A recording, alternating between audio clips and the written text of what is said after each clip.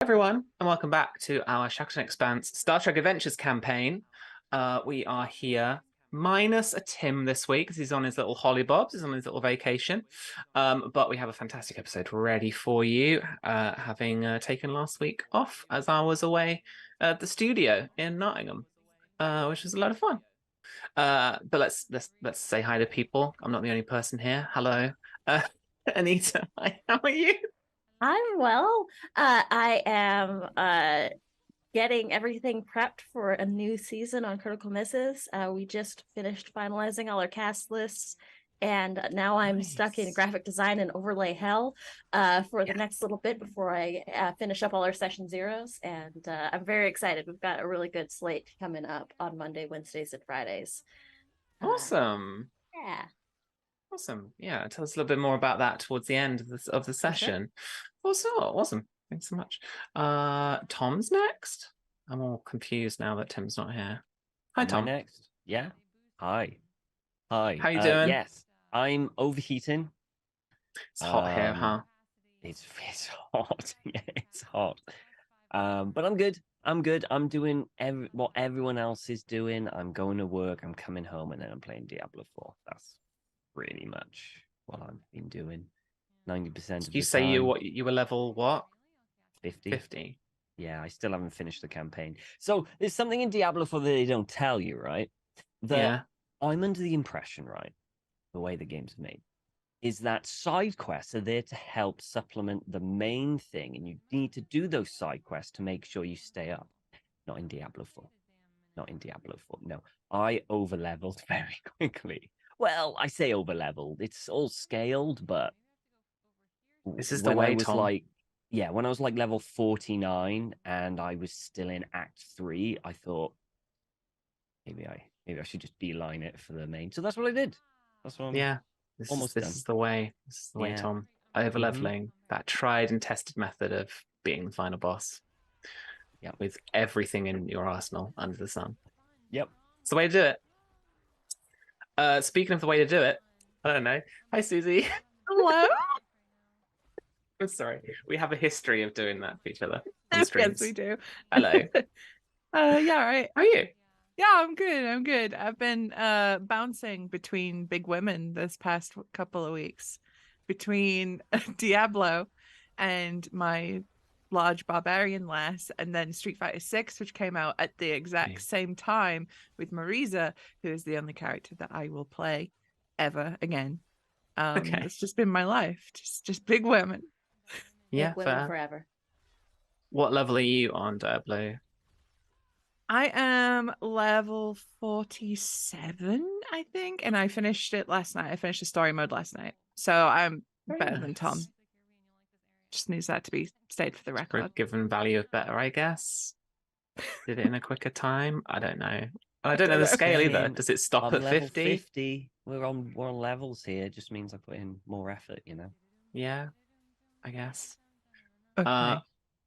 Well, I'm not really playing it yet, but for the first time ever in my life, I booked off some days from work to play a video game on release day. Which one? And it's Starfield. They've hooked me. They hooked me. You, that conference. Yeah, it was pretty good. It was pretty good. Yeah. I'm taking some of it with a pinch of salt, 1,000 worlds, sure. 1,000 procedurally generated rocks, probably. 5 actual relevant planets, yes, definitely. But yeah, I'm excited. And I'm just going to, instead of like base building in Fallout, my life is just going to become starship building in Starfield. Because you can there is color pickers. It's not even gone are the days of having to find the correct color combination like in The Sims. You can just pick the color you want. Truly revolutionary. 6 out of 5 stars. Amazing. That is next gen stuff. That is just picking. I'm ready for it. So come September, I'm sorry, Chris and Cam, you're not going to see me for 2 days when I play Starfield. But we should play Star Trek. Before we do, please also cast your eyes to chat, because we are also promoting our little Roll20 competition. We've got copies of this here Star Trek Adventures module to give away. We've got 2 copies, so we're going to do 2 little giveaways tonight. If you want a chance to win one of those modules, contains all the rules text, drag and drop stuff, I think, but it includes tokens and stuff as well, everything you get from the core rulebook. But on Roll20, then just type in !Roll20 into chat and you'll be entered in. We'll be pulling people's names halfway through the show, at the end of the show as well, so stay tuned and find out if you have won. And then if you have won, then April will try and get in touch, but you should get in touch with her instead. Stiletto Assassin in chat. Right. This then is our 7th episode. Very cool. Susie has the log this time around, and this is episode 7. We are the stars that sing with our lives. Chief Petty Officer Burrell, personal log, stardate 48741.5.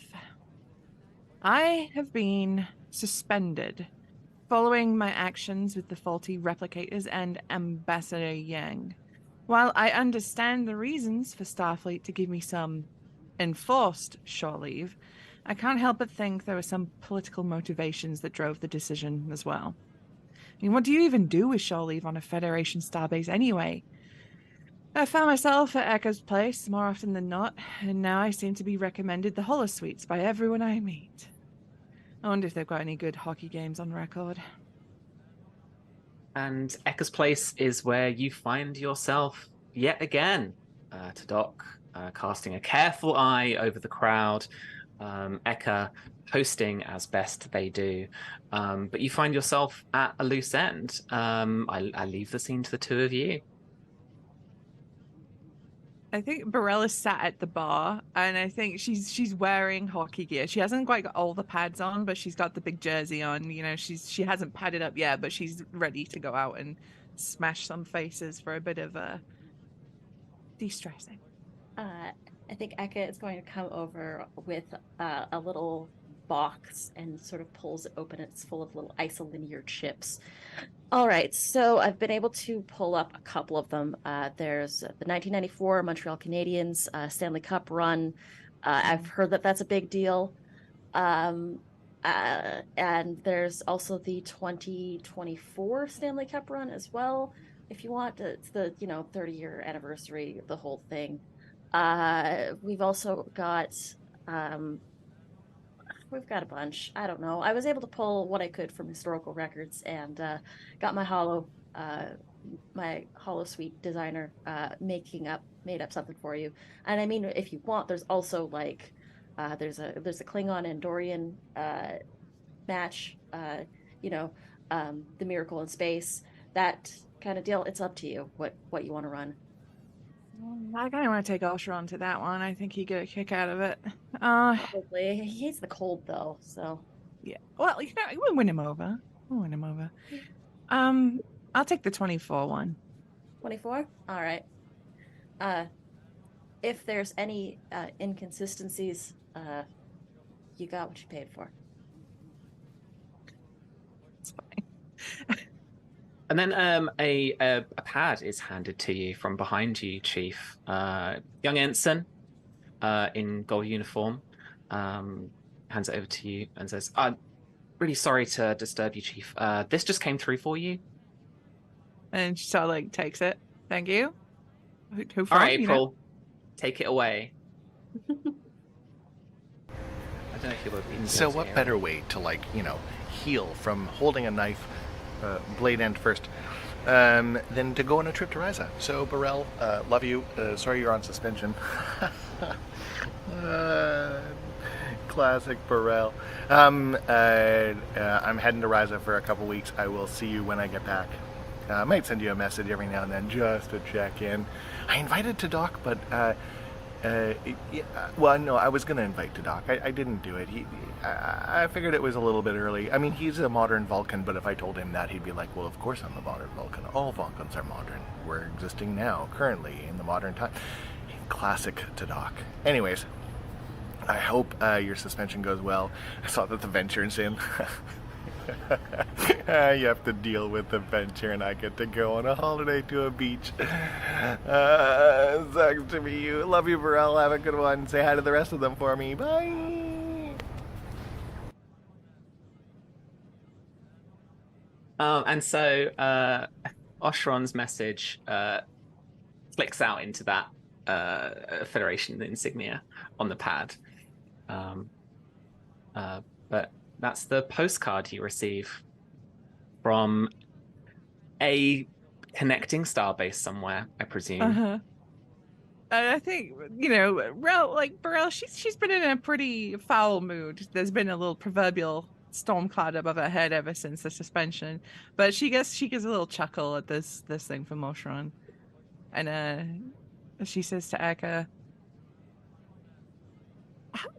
and she leans over a little bit, to like have a quiet thing. How is the whole Oshron to Doc thing going? Stock isn't really much for games or subtlety or Mm-hmm. very straightforward, kind of says what he means all the time. As you say And, that, he's literally pulling two patrons by the scruffs of the necks and just walking them out. I mean, he probably won't ever admit to it, but he might be a little bit broken up that Oshron left without him. Oh yeah. He's never usually that rough. Huh. And Rel just thought she leans back in her chair a little bit and just I Kinda mean, cute. I kind of want to actually call him a modern Vulcan and see what the response is. I'm gonna go if you're gonna do that. If he's No, go for it. Yeah, he's in a little bit of a mood. He won't ever admit to it, but you know how it goes. yeah. He starts to head over, and once he comes up to the two of you, he says, "Those holodeck programs you are programming for the chief here." Yeah. We've got ice hockey. It's a selection. Would you like to go as well? I could take Me? things from here. You have not had a night off in, he checks pad, 17 days. I wasn't aware I needed days off since it's my establishment. And I'm the one in charge of the establishment. There are common practices amongst many societies, Ferengi exempted, that permit days off.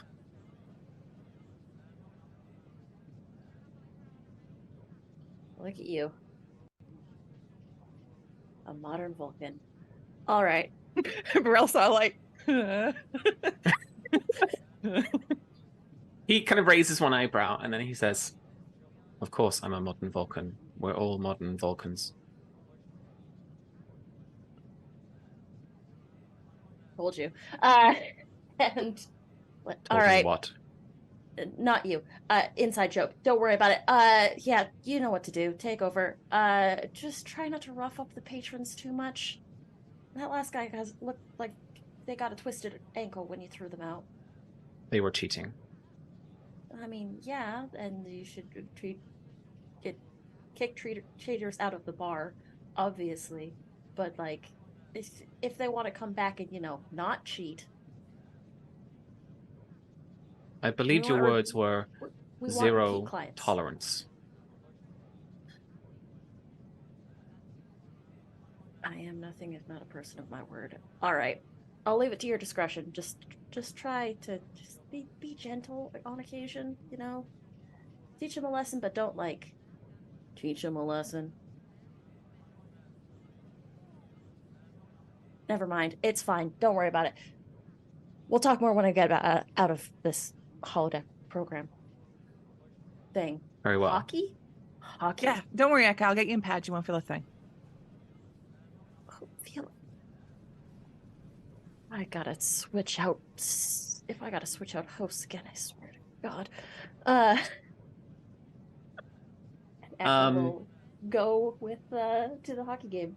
And like Yeah. all Star Trek, I have a second shirt somewhere just ready as if I was ready to make someone come play hockey with me. So I throw it. Please, Always. thinking with replicators, people. Yeah. Yeah, but You it's that head into Star the Trek holodeck, thing, right? and which program of the little briefcase of isolinear chips do you pick? It's, I believe, the 2024. 2024 Stanley Cup, and not because the final match might be happening tonight, IRL. Okay. And so you load that program up, and so are you setting Eka up to be on the opposing side or on your side? I think on the opposing side, and Oh, I'm setting no. Echo up as goalie. Oh no! I need speed for that. So many pads. Okay, so the uniforms are the two opposing colors, two opposing sides. Mhm. As this materializes onto you, Eka, it's happened a few times to you before, but it's always an odd sensation. Your clothes are being beamed out as more being kind of beamed on to you, and now you're like a kid in like a star out, like a baby in a star outfit. It's like pads everywhere. You've now got a hockey stick, and you're really in like an empty arena. Just a second. Why do I have knives on my feet? To make you go. That's This how you seems- move. This seems very dangerous and immediately catches a toe pick and hits the ice. You don't feel it too badly. The safety protocols are in place. Like it's kind of, it's not spongy. You know, it kind of catches your fall a little bit. So you fall over, and it's more comedic than hurty. And I get a hand up because I can't move in this. And Brill gets Eka up and back on their feet. Listen, I figure you're going to be perfect for goalie, right? You spend all day in your bar reading people. You see their movements. You know what they're up to before they know what they're up to. So, you say, for example, someone comes at you with the stick trying to score a goal. You're going to know where they're going to go. I reckon you're going to be a natural. You're just saying this because you want to win. Listen, I need this, okay? I'll give it to you. That's fine. I'll start skating to the other end. You want me to push you? The rink. You good? You want to? I think I might have my legs. Falls immediately on back. Burrell is just dying laughing. We cut to a beautiful shot of the Venture, our Galaxy class ship out here, dock at with the Shackleton at the Narendra station on one of the outside docking rings, so that its rear is kind of facing the outer circumference of the station. And Harvey, you have had a strange request that you've had to fulfill with the Zambezi. So you've piloted the runabout out from the main docking area inside the station, out the docking bay doors, and then back into the shuttle bay of the USS Venture. You've got a con pilot next to you, and you are bringing on board some artifacts. The Venture has recently just come back from where are we? Where is the planet? Alpha Tauri 2. And your con officer, your co-pilot next to you, pipping away at a few controls and says, turns around and says, as it kind of buzzes into life, force field in place, Lieutenant. Good. Great. Okay. How many artifacts do we need to pick up? By the looks, there's about 12. They all seem to be pretty handheld, though, and the Corps of Engineers and the archaeology team will be coming on board in just a second. And as they say that, you through the side runabout doors, but just like behind the force field, not in EV suits, but in like kind of protective kind of gear. these Federation archaeologists are bringing aboard various artifacts from a dig from the planet. And so, like on one of the kind of anti-grav like trolleys, they're bringing along a few larger pieces. You take a glance back, and they look pretty familiar. They look similar in a way to the like obelisks that you've encountered, and that the crews managed to bring back to the station themselves. They're kind of metallic, or they look kind of crystal-like inside. They've got a slight translucent kind of quality to them. Just from kind of what you can make out from the con, looking back from your chair, you see a mix of different size things, from like kind of finger length cylinders, almost like wands maybe, or something daft like that, or kind of almost tricorder size like polyhedrons, like different shapes tessellating in different angles and stuff. They appear to be pretty random, but they all do have just visible from you and from your experience with the obelisks themselves, that little like there's little slithers, almost little energy lightning bolts just across them occasionally, of that little blue energy in some of them. And so here you've got a mix of crew people coming on board. You've got the Federation archaeologists, civilian branch of the Federation, but you've also got Starfleet Corps of Engineers. There's a couple of those as well who are coming on board. And then once you hear the doors swish closed and the kind of airlock engage, then the Federation officer says, kind of taps on the side of the hull a couple of times and says, "We're good to go." Okay, thank you. Guess we better head back out. All right.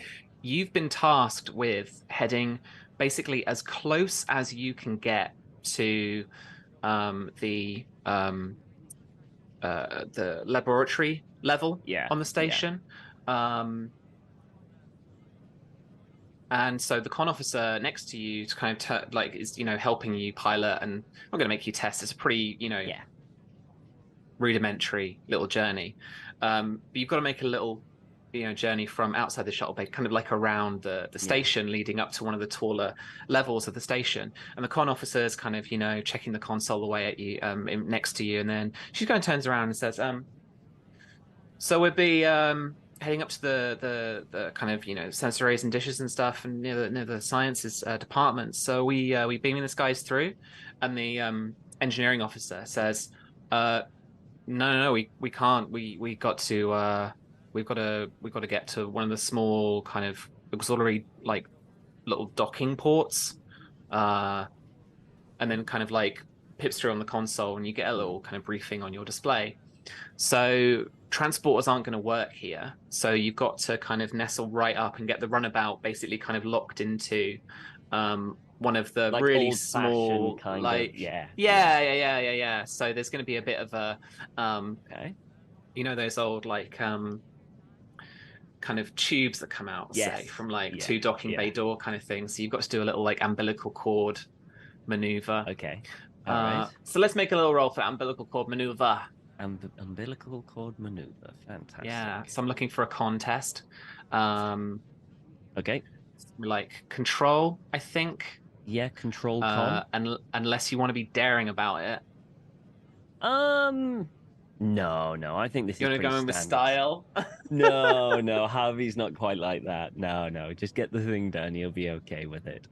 I'm looking for control and con then. Control con. I've got helm focuses? Operations as a kind of focus, so I'll use that as well. Yeah.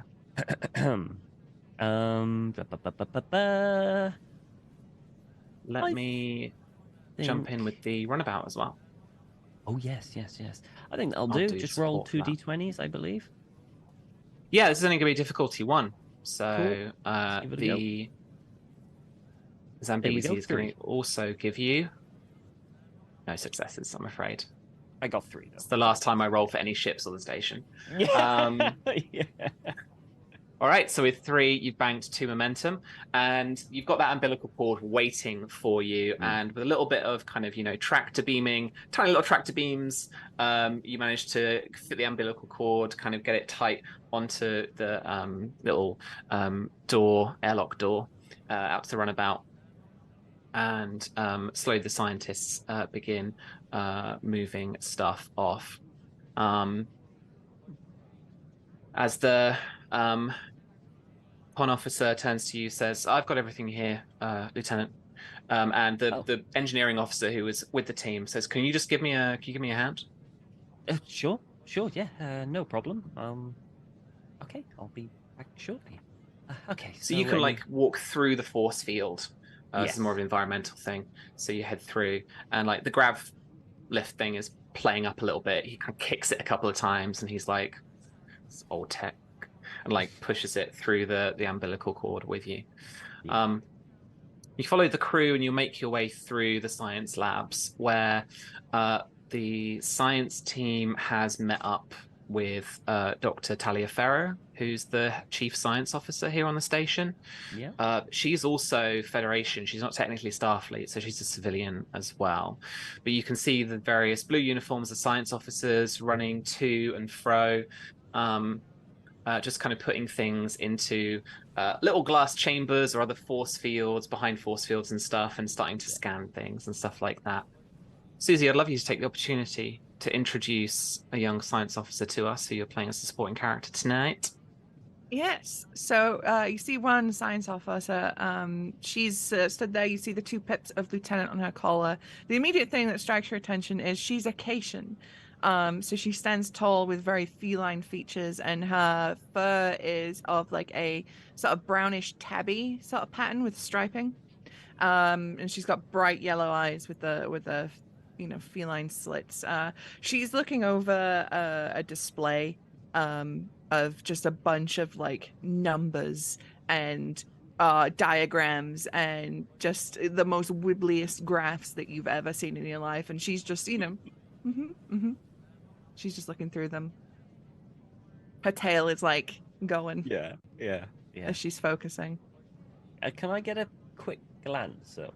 Could I potentially understand what the hell looking at? Because I kind of want to research these things, I think Yeah, it fits absolutely. into what I'm doing with the freighter. I need to know more about it, so All right. every chance Roll I me, get, I want to learn more. roll me insight and sciences. Okay. No focus. Is there a science focus you think applies? Not really. The only science focus I got really is warp field dynamics. No, I think that's not going to hit it, I'm afraid. No. Okay. I got a 2 though. A 2 is good, and I'll give you a momentum for that as well. So it's a basic test, it's difficulty 1. And yeah, so this is currently scans. It's analyzing the kind of material, the composition. It's trying to get a read on the energy readings and stuff like that.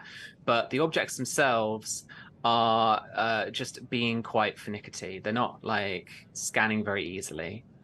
The materials are being kind of like broken down. They're trying to figure out some elements and stuff, but this is very, alien technologies. They're just the very early stages of trying to understand exactly how these things are made and kind of, like what they're made for. But it's at that point that you hear the cough of one of the archaeological team. And Dr.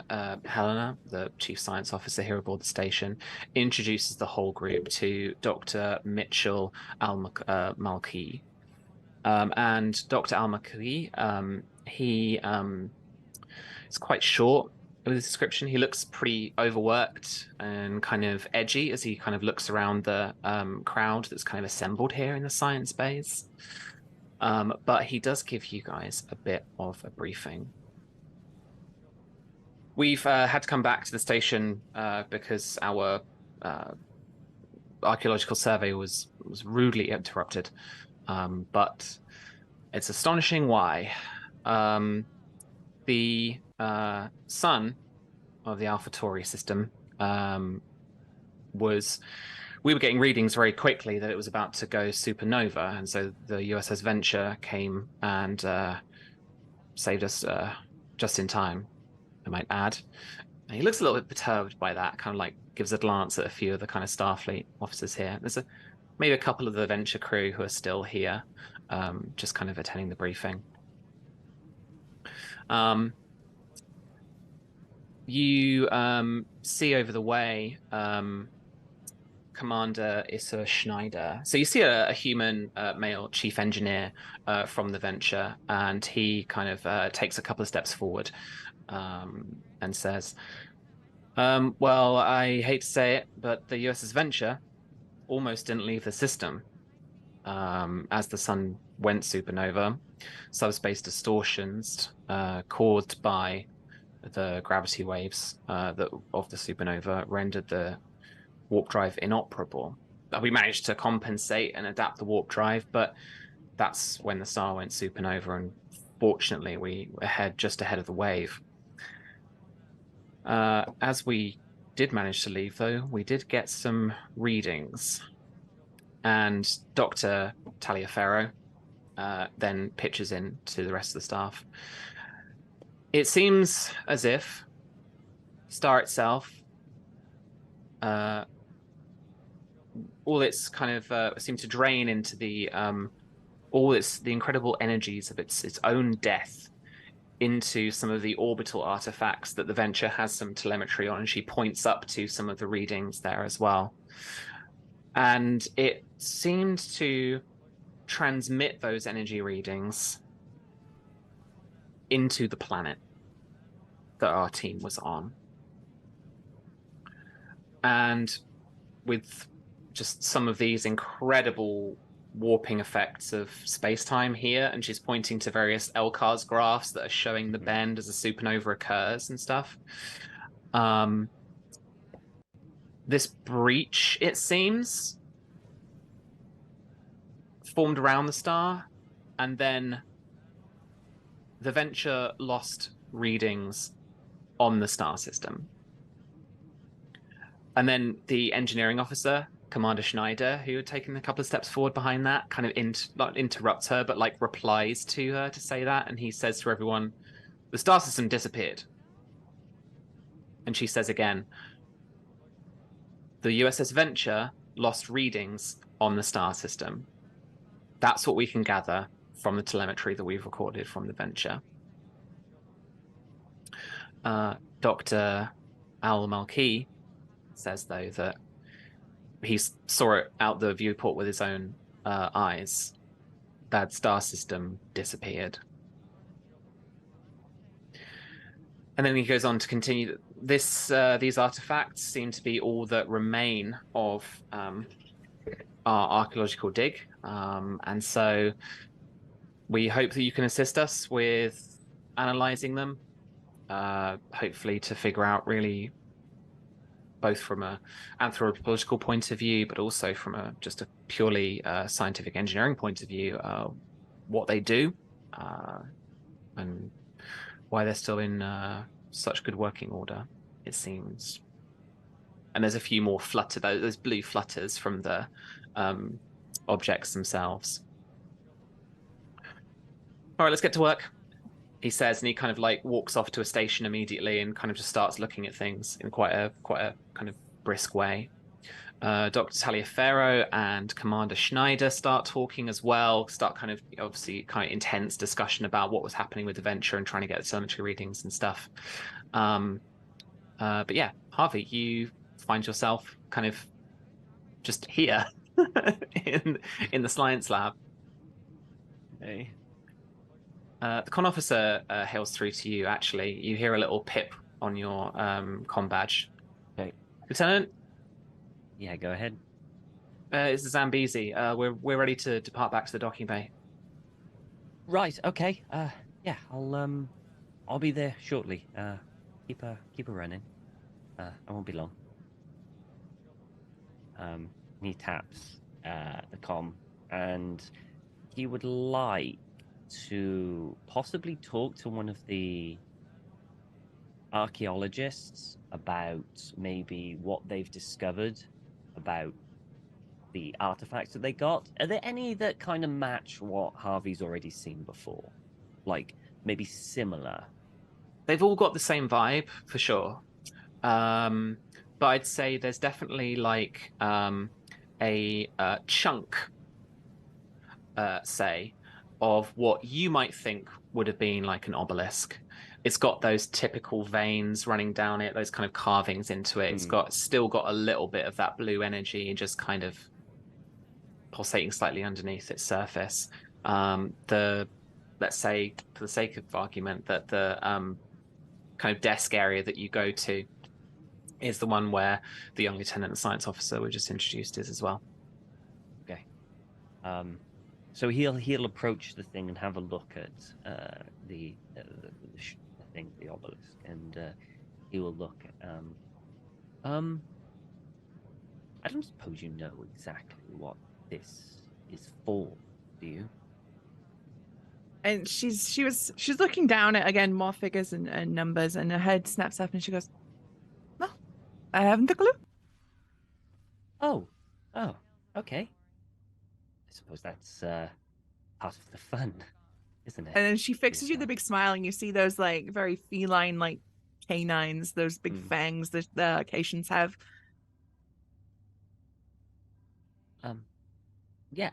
It's just it looks quite similar to one I've seen before. It's kind of like a obelisk that I saw on the planet. Can't remember the name of the planet. What was the planet? It's all right. You name the planet. I named the planet. Can't remember what it was. As you mentioned, you've seen this before. Her eyes snap up to meet yours, and you see those pupils get wider, like a very sort of like a very cat-like gesture. And she sort of leans forward. You've seen these things before? Yes. We were on a runabout, and we were looking for another vessel that went missing, and these were the causes of kind of pulses, like disruption that well killed our engines, basically caused us to crash land. That and some Romulans, and a lot of other ships. And I found them, and I had to stop them from going pulsing. And you know, she leans even further forward. She's basically like over over the console. You have to tell me everything. I need to know.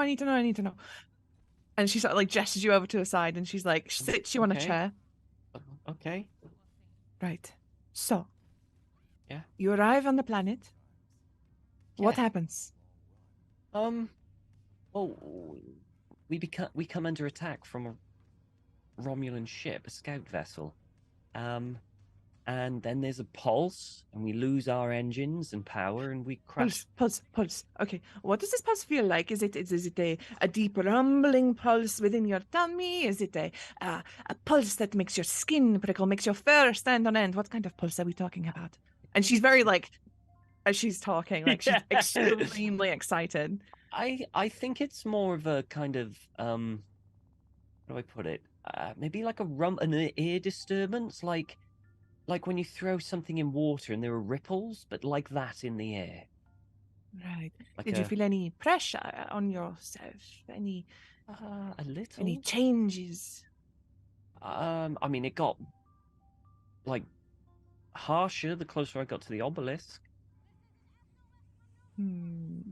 Obelisks, sorry, I should say. There were multiple. She's just like, yeah, so there was a mining town there that would mine stuff. What was the name of that metal that they mined? I have to look through my notes. It was that stuff. What was it called? Rhodium, right? Was it rhodium? Rhodinium? Rhodinium. The maybe stuff. I'm pretty sure they said it was rhodinium.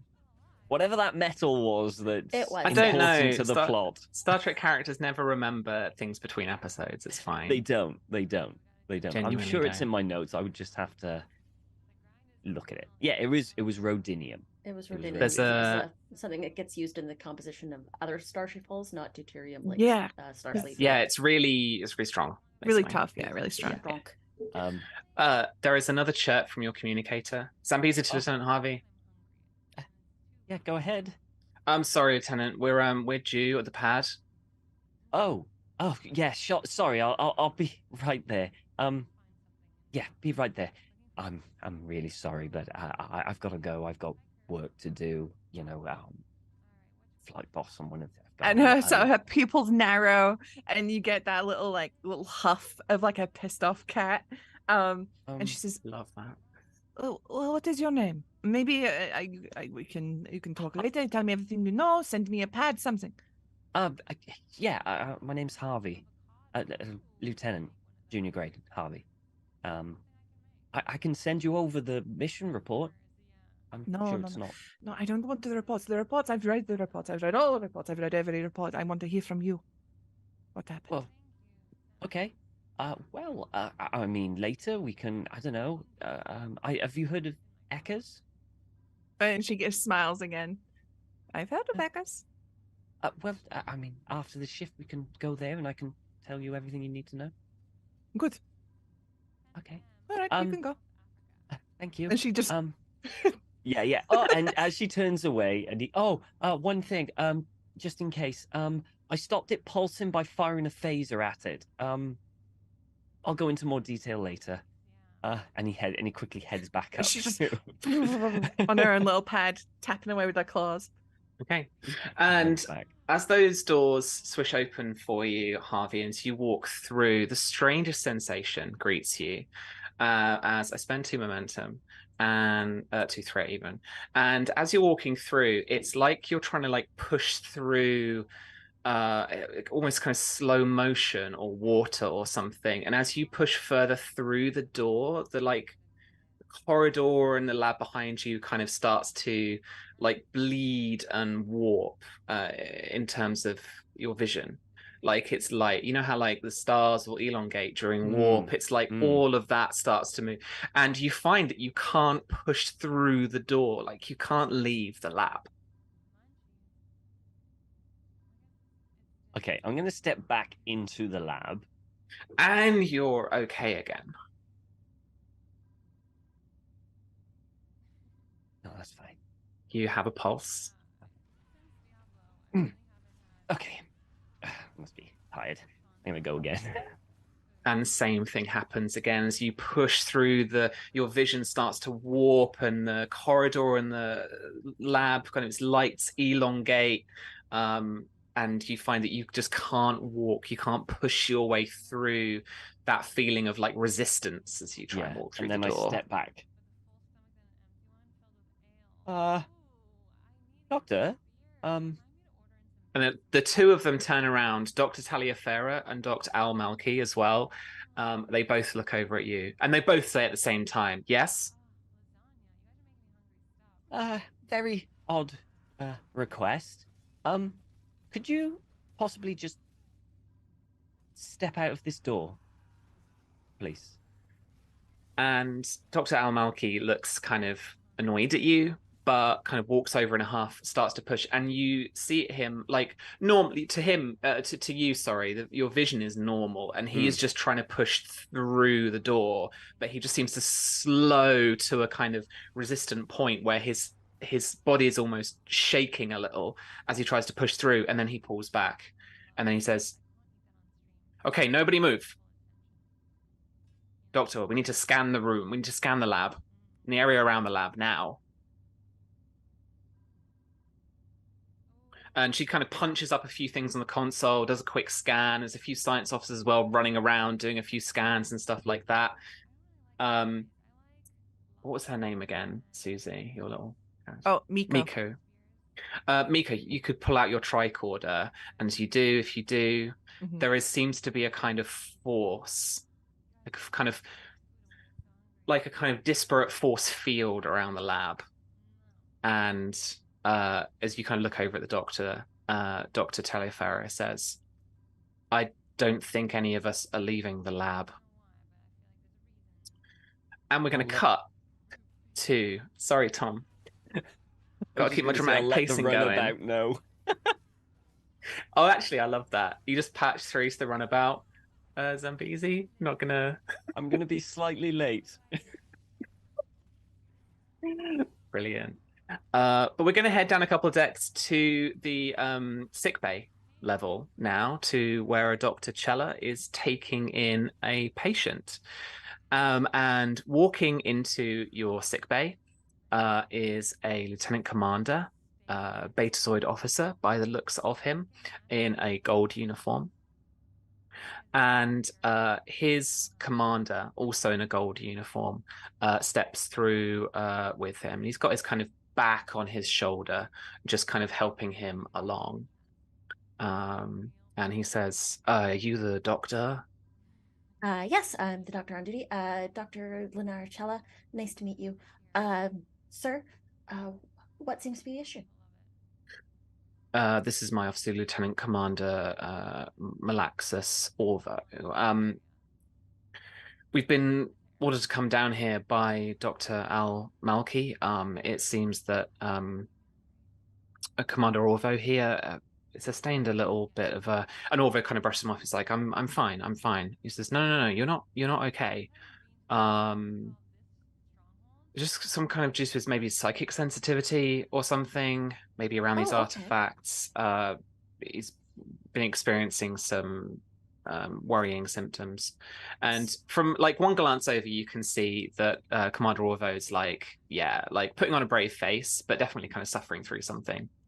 So possibly low level ESP field is, and I'm immediately gonna grab the scan and just be like, do like to check pupil dilation, like run the medical tricorder over. Yeah, and his commander says like, "Go sit down," like on the bed. And I So think he like follows, and immediately Chella has like started to lead them to like a spot where they could sit yeah, down and be like, all right, and doing the scan the whole time.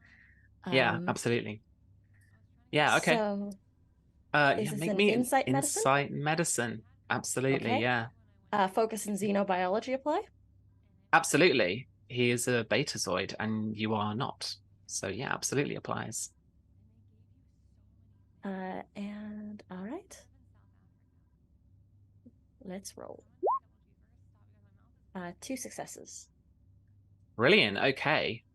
So let's pop another couple of momentum on the pile for you, almost to the top. And primarily, yeah, he's kind of some of his brain activity levels are heightened.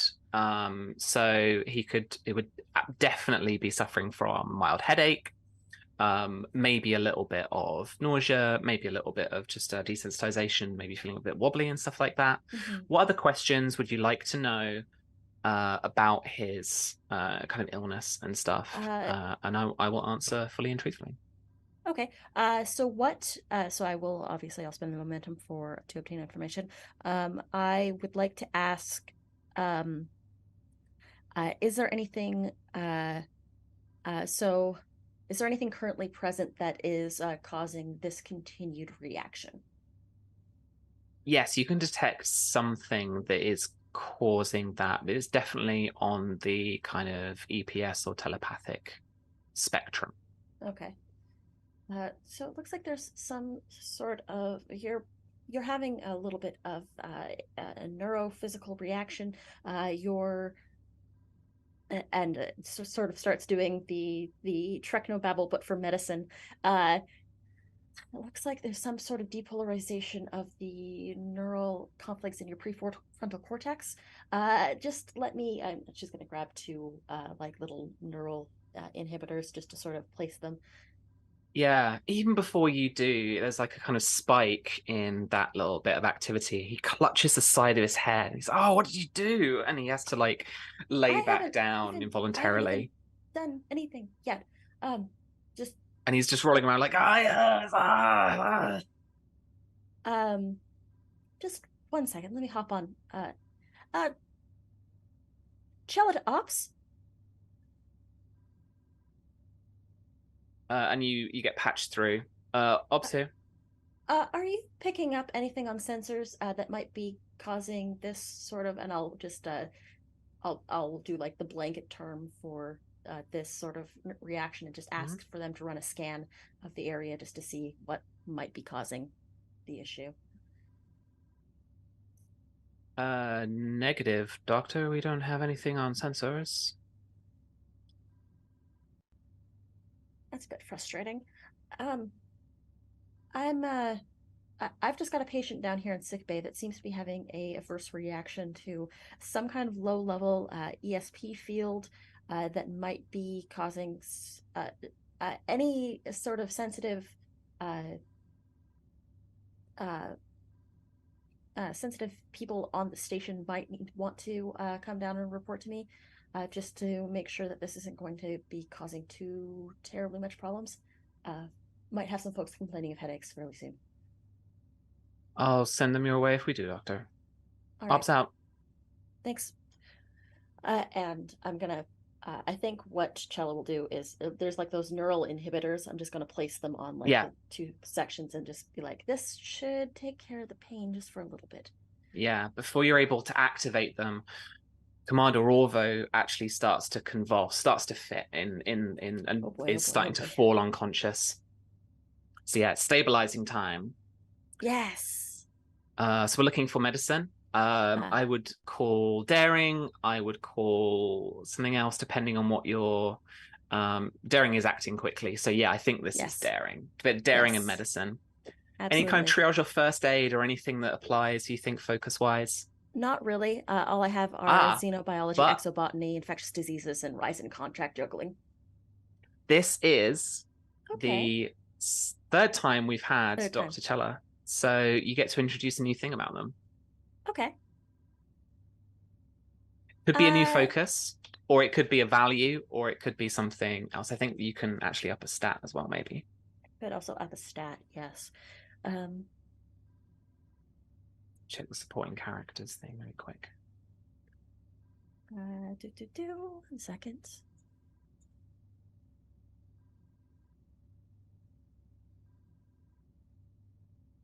Yeah, whenever they're introduced another time, you could gain a value, you could up an attribute by 1, discipline by 1, or they could get an additional focus, or they could gain a single talent that they meet the requirements for.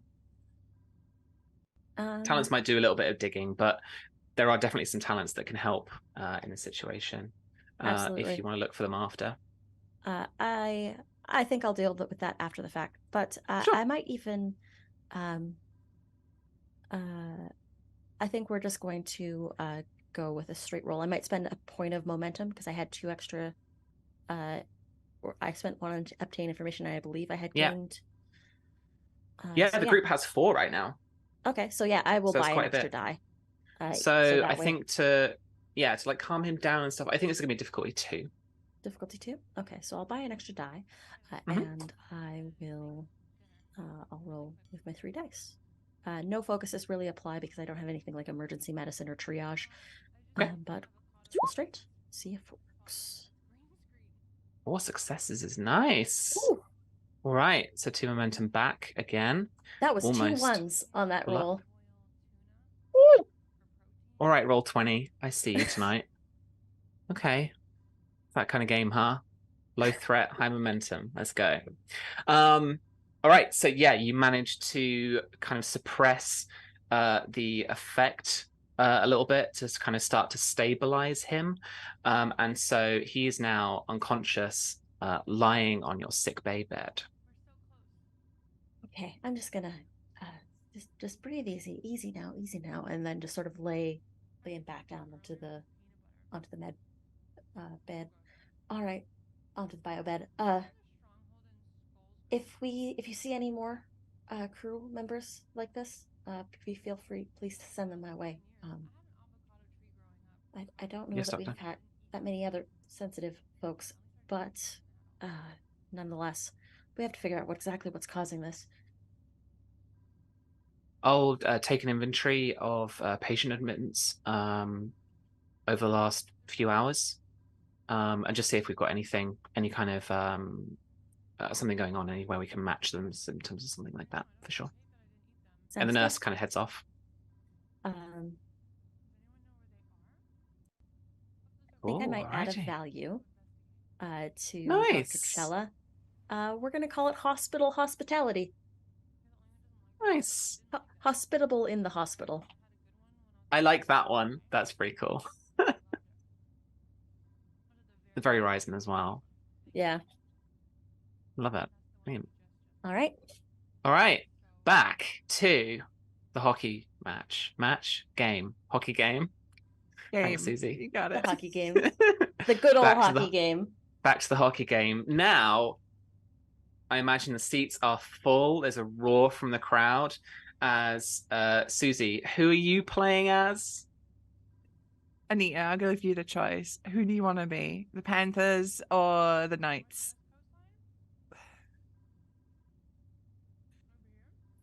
Sports ball. You know what? Let's go with the Vegas Golden Knights. All right. Hey. Tragically, I am now Florida. Whoops. Okay. All right. So with Florida rushing up towards the goal of the LA, whatever you call them, I need a little opposed check from Burrell and from Eka. So God. this is, my God, what discipline would this even be? Because it's going to be like either fitness or daring Security? or control. I would I'm take gonna- security for goalkeeping. I'm going to Yeah. take fitness. Yeah. Because I think Burrell isn't particularly a very technical player. I think she's a very physical player. Yeah. Because Eka is playing in goal, could I argue for insight? Because I need to know where the player is going, where the shots are coming from the player. Love that. Yeah. And security then for those. Okay. Nice. When you know it, Okay, so I have a focus in ice hockey. When you know it. I do all right, not. so I'm going to allow then. You're both buying dice with momentum if you want. So Anita, did you want to buy any more dice? I'm going to give you the. I think I would love to buy an additional dice, but would Okay. I also be able to? I think that this is definitely something that can have a high complication range. So I Yeah. would say that I could also up the complication range. I'm willing to take that. All right. So I would like to buy the. I'm actually going to buy the extra dice, not with momentum, but with threat. All right. Yeah. That makes more sense. You're actually fighting off against each other. So you're adding to my threat if you want to add dice. Perfect. All right. Susie, Yeah, I'll take a dice. you'll take a die. All right. Back up to 6 threat. With your with your attributes set and Oh, your God. focus in ice hockey, please make those rolls for me. 3. 3 and 3. I think the goalie gets it. Just it's on the it's on the bar. It's on the like one of the sidebars. Pings off the side of the goal. You know, Eka managed to just get like an elbow in there, and it just pings off the side of the goal. I don't know what happens now. Does the puck just go round? Is it stay in play? Yeah, it stays in Yeah, play. it stays in Yeah, play. it stays in Yeah. play. I I think played Eka's NHL just so hits when I was a excited teenager. that What like happens? that they actually saved a goal. They're like, did what happened? What happened? Did You I just win? hear Burrell shout, "I missed!" She's. But I think as it continues, like one of the other players probably scoops it up, and Eka is so distracted by the fact that they actually saved one that it's an easy goal. I like that. Yeah, nice. As that goal happens, towards the other end, way into Florida's half of the rink. Am I using all the right words? Yes. Got it. There starts to be a scrap. Gloves are coming off, punches being thrown. It's a little bit of a historical moment, maybe, from what you remember from the records, Burrell. Mm-hmm. That's interrupted rudely by the bloody slice of a player directly in half vertically as they just fall down to the sides. And in the spray of blood on the other side, you see a Klingon warrior in battle uniform, battle dress. She's wearing this like long battle dress. And you kind of look over and like unbelievably to you, your cousin Naljek is standing on the other side of where that player was. I think, yeah, Burrell, before all this happened, she'd thrown the gloves too. She was going to get in on this fight. I imagine it was like a whole team on team situation. So Rel's gloves were off and she was like skating in. This blood happens and she sees her cousin and she sort of looks back at Eka for a second to be like, this wasn't in the program. Eka? No refunds. Oh God. That got a wheeze out of me.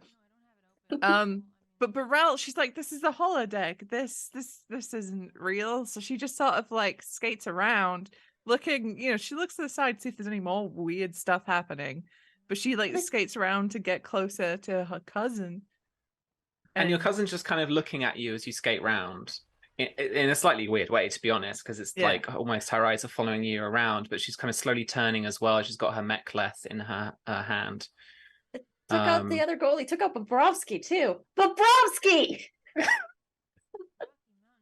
And there's now just like fists flying kind of around you, I imagine. And as you're just kind of looking at your cousin, and she just says, "Cousin, are you enjoying your hockey match?" It's a game, but yes. What are you doing here? Your game of match. No. What are you doing here? I heard you were on board. Yeah. I heard you were suspended. She sort of looks down and, toe picks a bit of ice. And I heard House Ortag held the ambassadorial seat of this station. And Russ spits. Yeah. And I came to see if my little human cousin was all right. And Burrell's like, and she's like maybe like a good foot taller than you as well. And I think in that moment, Burrell is like immediately transported back to being a tiny little kid. She's trying to fit in with the little her bigger cousins, but she's always been like the little one, and her big brothers, right? I'm fine. I'm fine. Why'd you come all this? Did you come from Kronos? I was in the sector. Burrell's the Kelha is docked. Right. Computer and program. And the computer kind of fritzes and then oh. Yeah. It's not real. Good job, the really. Targ pits then. Oh, and Burrell sort of like smiles. She's like, give me a minute. And then she gets changed out of the hockey gear. Oh, actual shoes.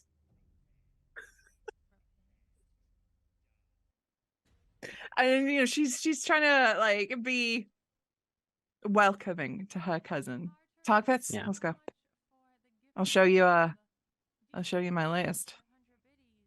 No, we can have them here, can't we? The holodeck provides those things. Hi, proprietor of the holodeck. We can do it, but they won't be real targs. Excellent. And she kind of slaps you on the shoulder, and it's a really rough, like cold, like fantastic. Proprietor, blood wine, targs. Yes. Thank you. And she kind of pushes you like off a little way, and kind of like not even kind of looking at you very much, like dismisses you in that kind of like, you're in a kind of sense of like she's just thinking you're the waiter. Oh yes, absolutely. And Eka, I think, is going to take that as a chance to be like, we're going to let the Klingons do the Klingon thing, and I'm going to head out to get some blood wine and find myself a Targ Pit holo program out of my selection. That has to be why. There's one. It doesn't get used very often. I probably have to dig for it, blow some dust off the isolinear chip, but we got it. Always in session. Cousin, we should talk first. Yeah. Has there been any trouble? Not a whole lot. There was a little bit when Yang and the Ortogs got here, but things have been pretty quiet until what happened. Well, one day they arrived on the station And I refuse to perform the Klingon name for that ceremony where you cut your palm. She like would a know it. bloodletting. Yeah. She would know it. Susie doesn't. I refuse I just to like an perform. oath, right? Like for the Yeah. universal translator, just like it's an oath. Yeah. I Commit to refuse an to oath. perform the oath. I mean, I'm not going to perform an oath with them. And again, she starts like, she gets a bit Klingon in that moment. And then from that moment, there was a couple of the young Ortog boys causing trouble in Ekka's bar. Nothing until a week or so ago, where I caught House Ortog embarrassing themselves in the Empire by being held hostage by the Orions. Of course they would. Of course they would. Obviously, Yang didn't like that, and that I might expose her family's great shame, and she got me suspended. I'm surprised she has not tried to kill you, She probably has. given that you know that shame. Little side note, out of character here. Has Ekka yet spoken to Burrell about the fern? I think that Eka might have come in and heard that last little bit about trying to kill you. And just sort of sets down the blood wine and be like, about that. Yes, she's tried to kill you twice. Twice? Yeah. When? So don't be mad. And you see Burrell take a very deep breath. I was hired by a certain individual to acquire a fern that has some specific properties. Listen, I thought I was doing a good thing. I thought I was doing like a great thing. I thought I was helping like stop the oppression of the male Orions and helping out this chemist. But it turns out the fern has another application and can be quite toxic if prepared properly. Those idiots at the bar tried to put it in your drink. That's why I got into a fight with them. And then I found out another thing that could have been done with it. It can get synthesized into a pretty deadly poison that might have been augmented to target you and everyone in your bloodline. And you Don't can be mad. see Burrell is very much not okay. And perhaps maybe applied to a blade during a bloodletting ceremony. Now Jack's like growling at the side of her mouth. And he's like, poison is a coward's weapon. And like Burrell has gone like, when someone gets mad and their skin they go reddish because they're just like poison. Yeah, listen, I thought I was doing a good thing. I thought that I was working, but then I found out that this chemist was also working for your blood enemies and for the ambassador. And listen, I've been putting this together. I've got a whole board in my back room. Do you have evidence of this? I mean, circumstantial. Nothing firm. We should seek vengeance. And she's like stabs the mek'leth into like the floor of the holosuite. Vengeance is great if the someone that you're trying to get vengeance against is, unprotected and isn't in good favor with the powers that be, and might not be the powers that be. Right now, it's you and a disgraced Starfleet officer that is currently on a leave of absence. If we run at her now, that's just asking for you to get worse than suspended, probably even kicked out. I hate politics. That's the problem. You got to play them if you want to win them. How do we win them? gather more evidence. Eventually, she's going to slip up. I don't like this. I don't like this at Listen, all. it's really just a matter of time before she makes another move. My guess is that the idiots in the bar, when they put the fern into your drink, my guess was they were sloppy to get you on edge. I think that might have been intentional. What if next time she succeeds?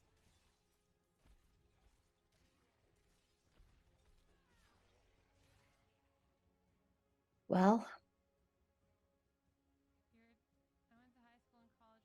then we try her for your murder, I guess. And once we can make her think she succeeds. Brildasaw looks at her cousin. Like, I mean, next, well, you didn't know that this whole thing was happening. But now we've got 2 members of your family that are currently in a blood feud with her. What it's if a chance she might see this as an opportunity to at least try and take one of you out.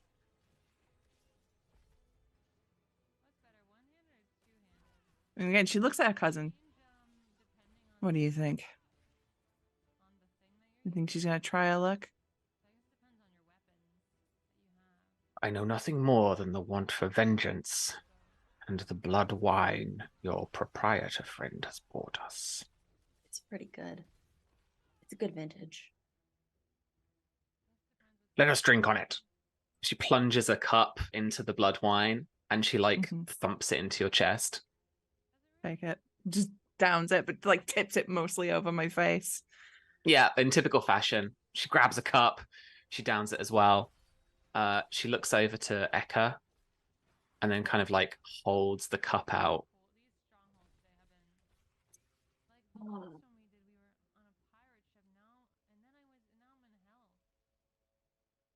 We are comrades now.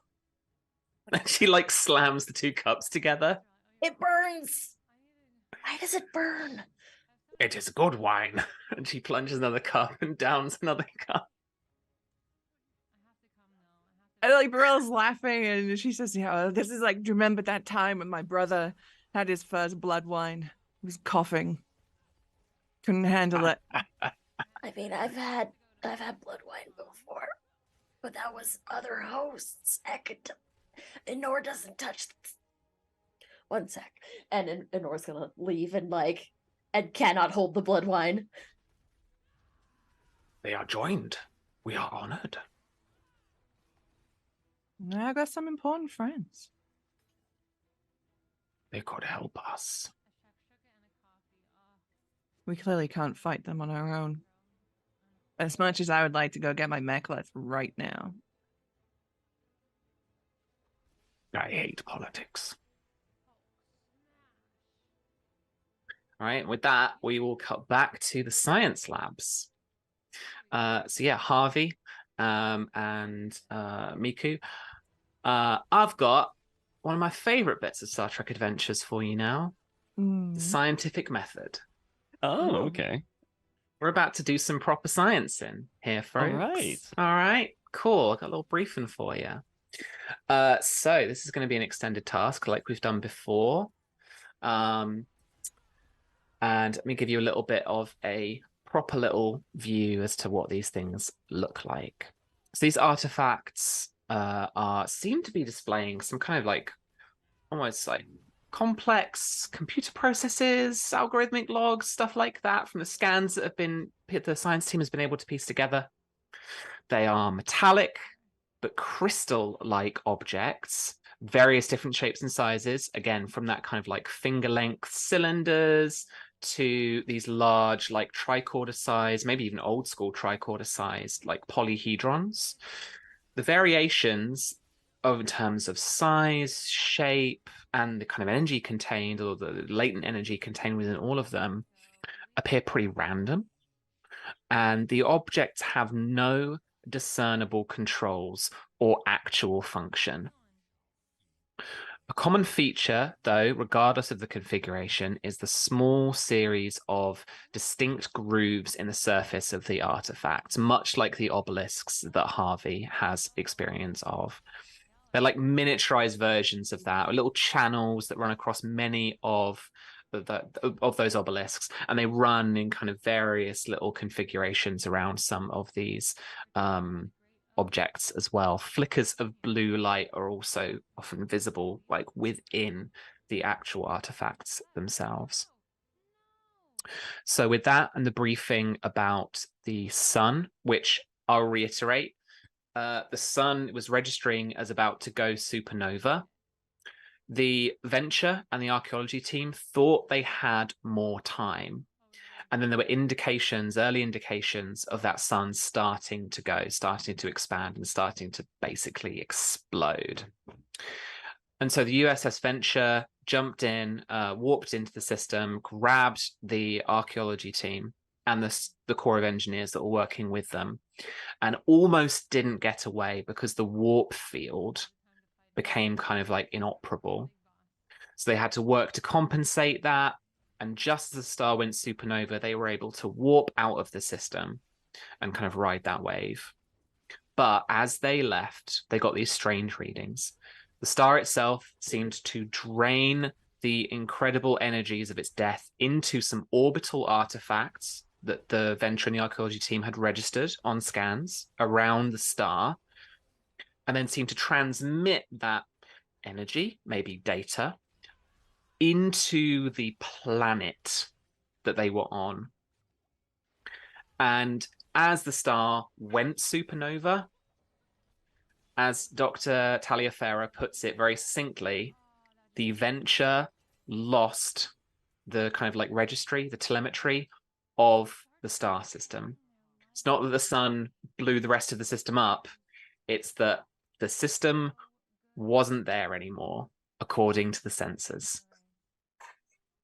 So with that kind of briefing and some of those ideas in mind, and Anita, feel free to jump in with some suggestions and stuff like that too.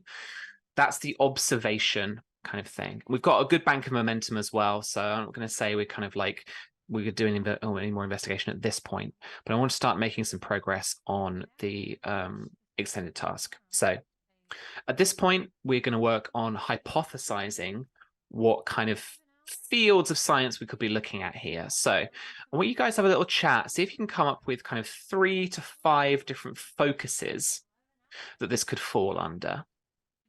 And then what I'm going to do is, with my kind of knowledge of what's going on, I'm going to pick the right way that it could be, the right category that it could kind of fall under.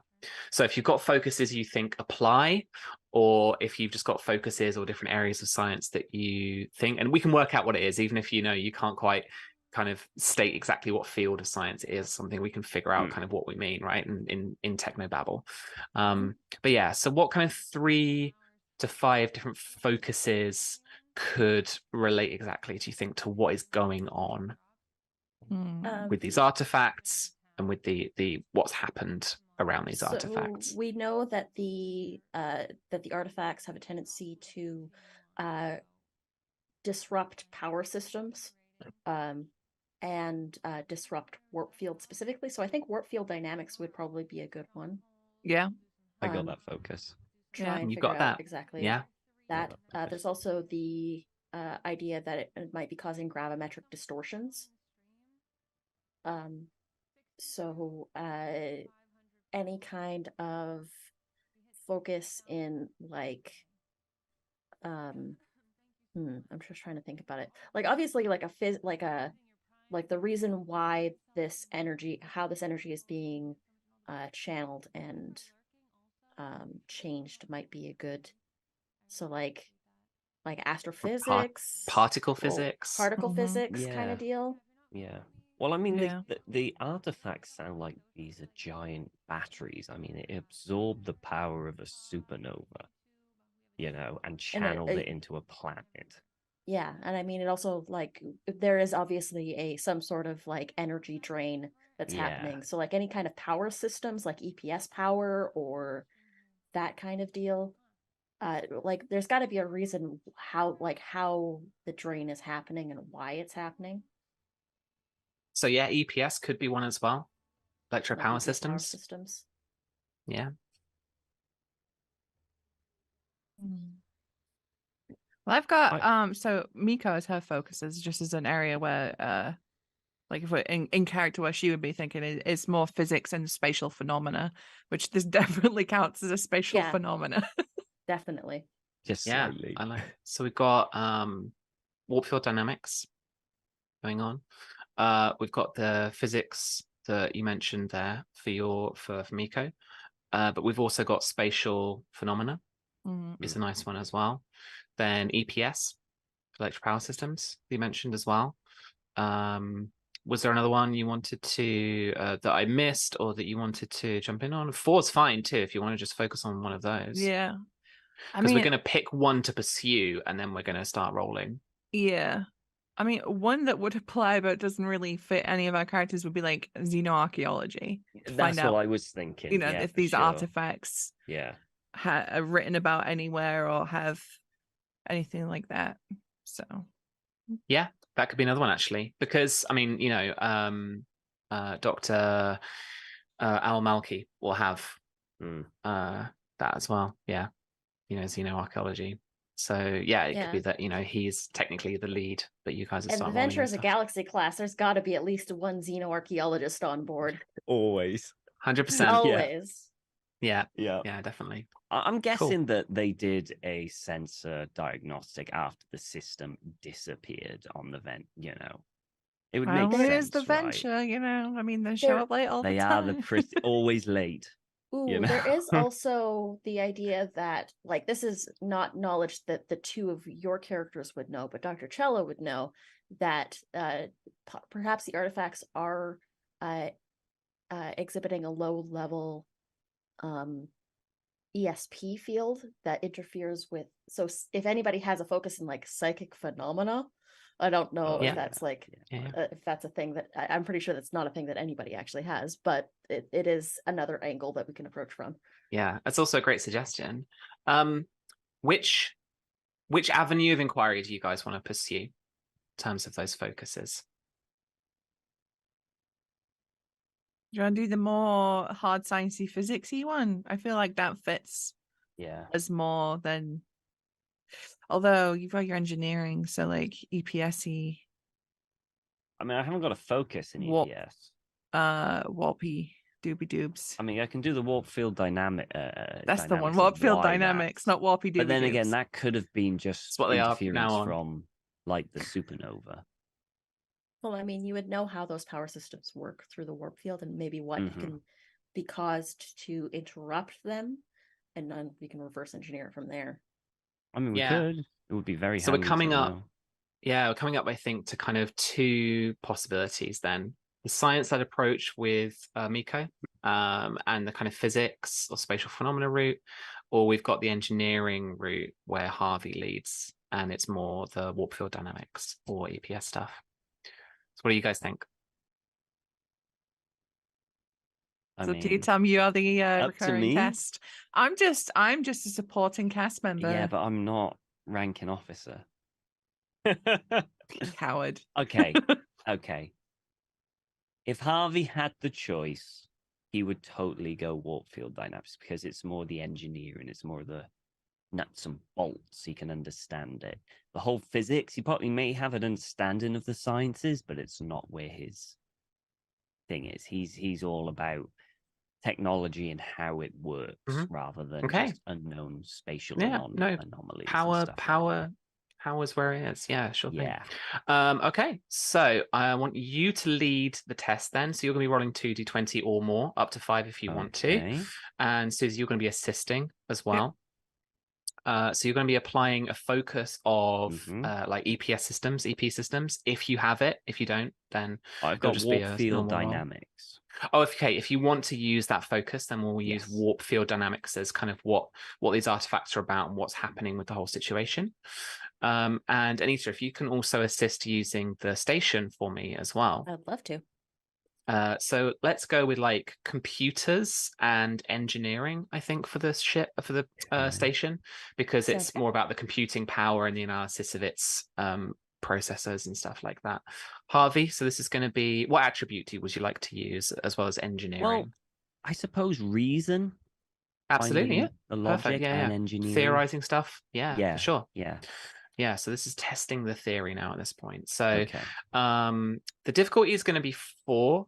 hmm The work track's 20, so we're going to need to get 20 progress while we're rolling our challenge dice as well after this test to actually get through all of it. Right. You need 4 breakthroughs. So if you remember, like we did before, if you get 5 on those challenge dice or more, we get a breakthrough. I can give you a bit more information and we can augment the test in some way. There's also going to be a resistance of 4, so I'm going to soak some of that challenge dice score you're going to get as well, because we're dealing with alien technology, it's unknown and it's difficult to decipher. So, with difficulty of 4, how many dice would you like to roll? As many as humanly possible. So 5? Yeah, can but I do gotta that. figure out how I'm gonna get to those 5. So, So I'm you've got a tempted couple of to... things. So the momentum cost is 6 Yeah. for all of that. So you can spend that 5 and give me 1 threat. Or you can use your determination to give yourself give yourself an extra die that's already rolled a 1. Yeah, And then you can buy those other 2 dice as well on top if you want. I think I'll use my determination to get that guaranteed 1 and 2 successes already. Cool. What That would be value good. are you using for the situation? Oh dear, yeah, you're right. I need a value.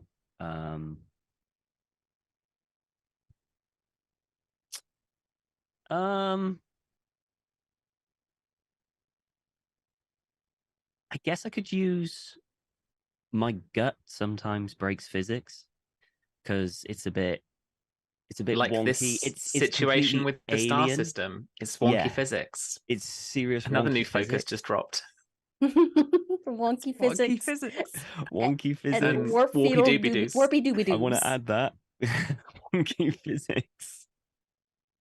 Cool. All right. I love that. So you are buying that 3rd dice that's got 2 successes already. It's already rolled a 1 for you. And you want to Yeah. roll an extra 2 dice?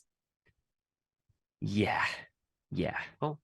So that's going to cost you another 2 and then another 3. So that's the 5 momentum gone as well. So we're rolling 5, yeah? So you're rolling 4 dice, then you're adding Rolling 2 4. successes on top. Yeah. Okay. And the station as well. And then Susie, if you want to roll engineering for me. Oh, but okay. Hang on. yeah, not science, No it's engineering. science, You went the no. engineering route this time. No. Okay.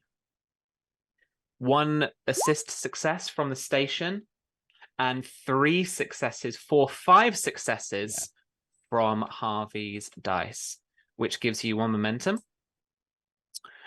So Harvey, I need you to roll for me. What's your engineering stat? 4. So I need you to roll 6 challenge dice for me. Okay. 4. And we have got 4 progress scored on that, but the resistance is going to soak that up. You can spend a momentum to ignore 2 of that resistance if you want to. Yeah. To score 2 on the progress track. Yeah, because if it's going to soak it all, we may as well. We can also spend a momentum to reroll a couple of those challenge dice if you like. You could spend that momentum instead to re-roll any of those challenge dice.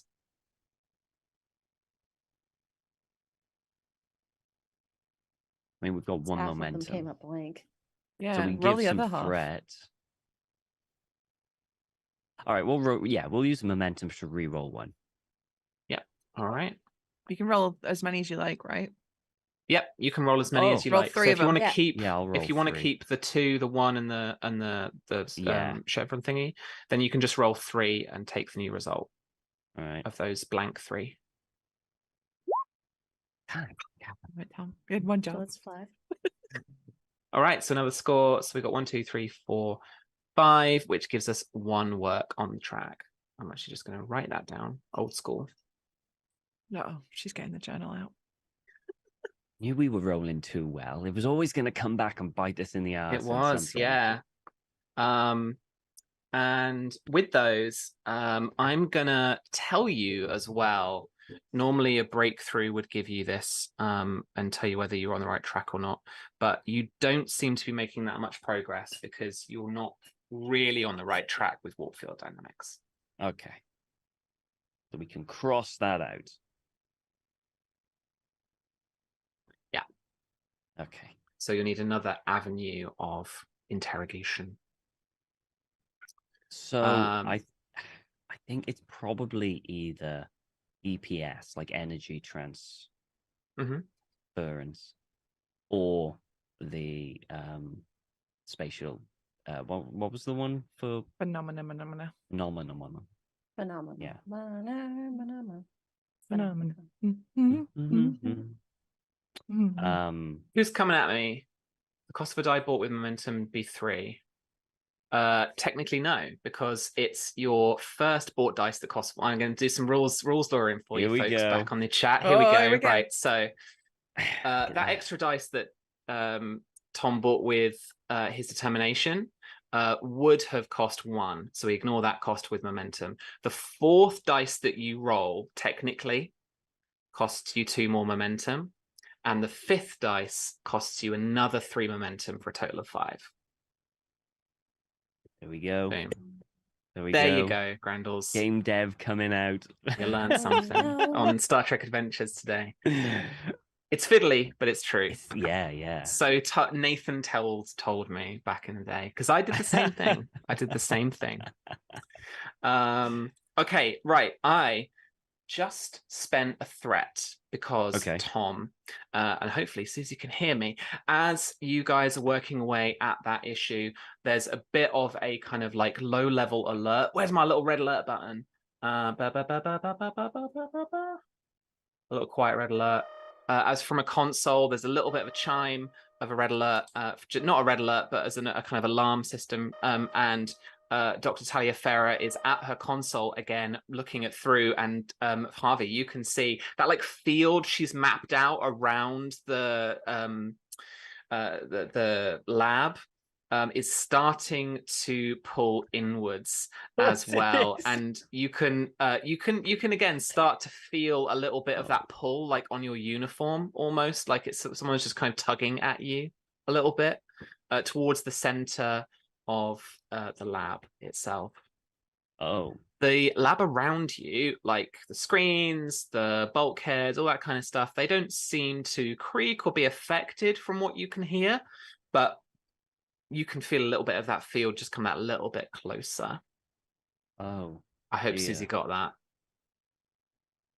I got field come closer. Field's kind of, the field is kind of coming closer into the lab a little bit. The bubble, the Battle Royale play space is shrinking. Yeah. We're on a time limit here. The phenomena is spreading. Phenomena is shrinking. Anything. Right. Okay. All right. I'm going to give you another. It's Dr. Taliaferra. Looks around to you and she's like, "Hurry up, because according to this, we do not have much time. If this force field pulls in further towards the lab, I don't know what is going to happen." She looks around at everybody, and Dr. Al-Malki is like, "To work, people! Come on, Starfleet! Rocks into replicators is what I was promised. Come on!" And he's just like a bit of a task driver. All right, so I'm going to give you another shot. What avenue of inquiry would you like to go with this time? Should we try science this time? Yeah. I would. Again, Harvey's gut is going. He needs to find out where the source of this thing is coming from. And if you can cut the source, it should dissipate. That's what he's thinking. But I don't know how he finds out what the source is. Science, he could do that. The science thing could do that.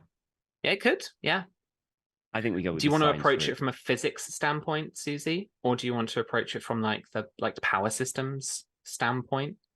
Yeah, because Miko would be thinking about when Harvey told her that he neutralized it the first time with the phaser. And so she's thinking maybe the energy transference in the physics overloaded something and it short circuited, or blah blah blah, disrupted some physics term, sino wave. Love thing. it. I have an Yeah. art degree. Leave me alone. You can always press the Treknobabble button The on our Treknobabble. game. All right. So yeah, if you approach it then from your science, Yeah, with stats, physics. and you're going reason again, or you could go like insight if you're trying to figure out from these artifacts like where this is coming from. Yeah, I think this is more of an insight. She's trying to do the scientific observation of the artifacts and seeing if there's stuff in there. For sure. Harvey, I'll definitely let you assist with engineering. Okay. Um, I'll assist. Yeah. So again, you could go reason or you could go insight. I'm going to stick with this logic. This really works for this one. Yeah. Stick with logic for Oh, now. all right. So when you roll in reason. for assist, do you just roll one? Is it still You 2 do. d20s? You do just roll 1d20. one dice. You can't add thought any so. more yourself because Yeah. Susie is the lead for this one. So Susie, Yes. with 0 momentum, would you like to roll any more dice? You don't Yes, unfortunately have any so- values at this point. No. As I'm just a simple cat girl. But would you like some threat for some dice, please, Sam? For sure. Yeah. I How would much I would you would like to give me? I would like to roll as many dice as I can. How much threat would that give you, actually? Would that give you like a Put me up to shitload? 11. Yeah. So we've had it Do you higher. remember when we had more momentum than threat? Or Do you remember I wrote in chat that it wouldn't last? Yeah. Pepperidge Farm remembers. All right. I've committed now. Roll 5 dice. Let's and, go. Alright. I I've got didn't help 11 at threat, all. which I'm going to We use in. brilliantly in just a few moments. Oh god. Oh, That's a complication, yep. which I will come to. 3 successes. I need Harvey's assist, which was I the did. 0. I didn't get anything. And Anita, I need the station again. Come on, station. Please. Come Sensors. on. Sorry, not sensors. Well, yeah, we could do sensors in science, or we could do computers in science. Does it have any? I'm gonna go sensors in science because that's a 5 and those are the cornerstone stats right Oh, there. yeah. Ooh, does it have any talents that we're missing out on? Oh, I'm looking at Advanced the stick deck base, plan. docking capacity, fire base, and not really in terms of No, like not for sensors the- or scanners or anything like that. Not for But computing think and we- stuff. We have to increase quarantine procedures on this blooming station. yeah. But yeah, Narendra Station is built for sensors in science. So let's try her. All right, let's do it. Okay. Okay. 1 success. Let me just double check that. So it was a 16 we scored. Okay, no, that's fine then because,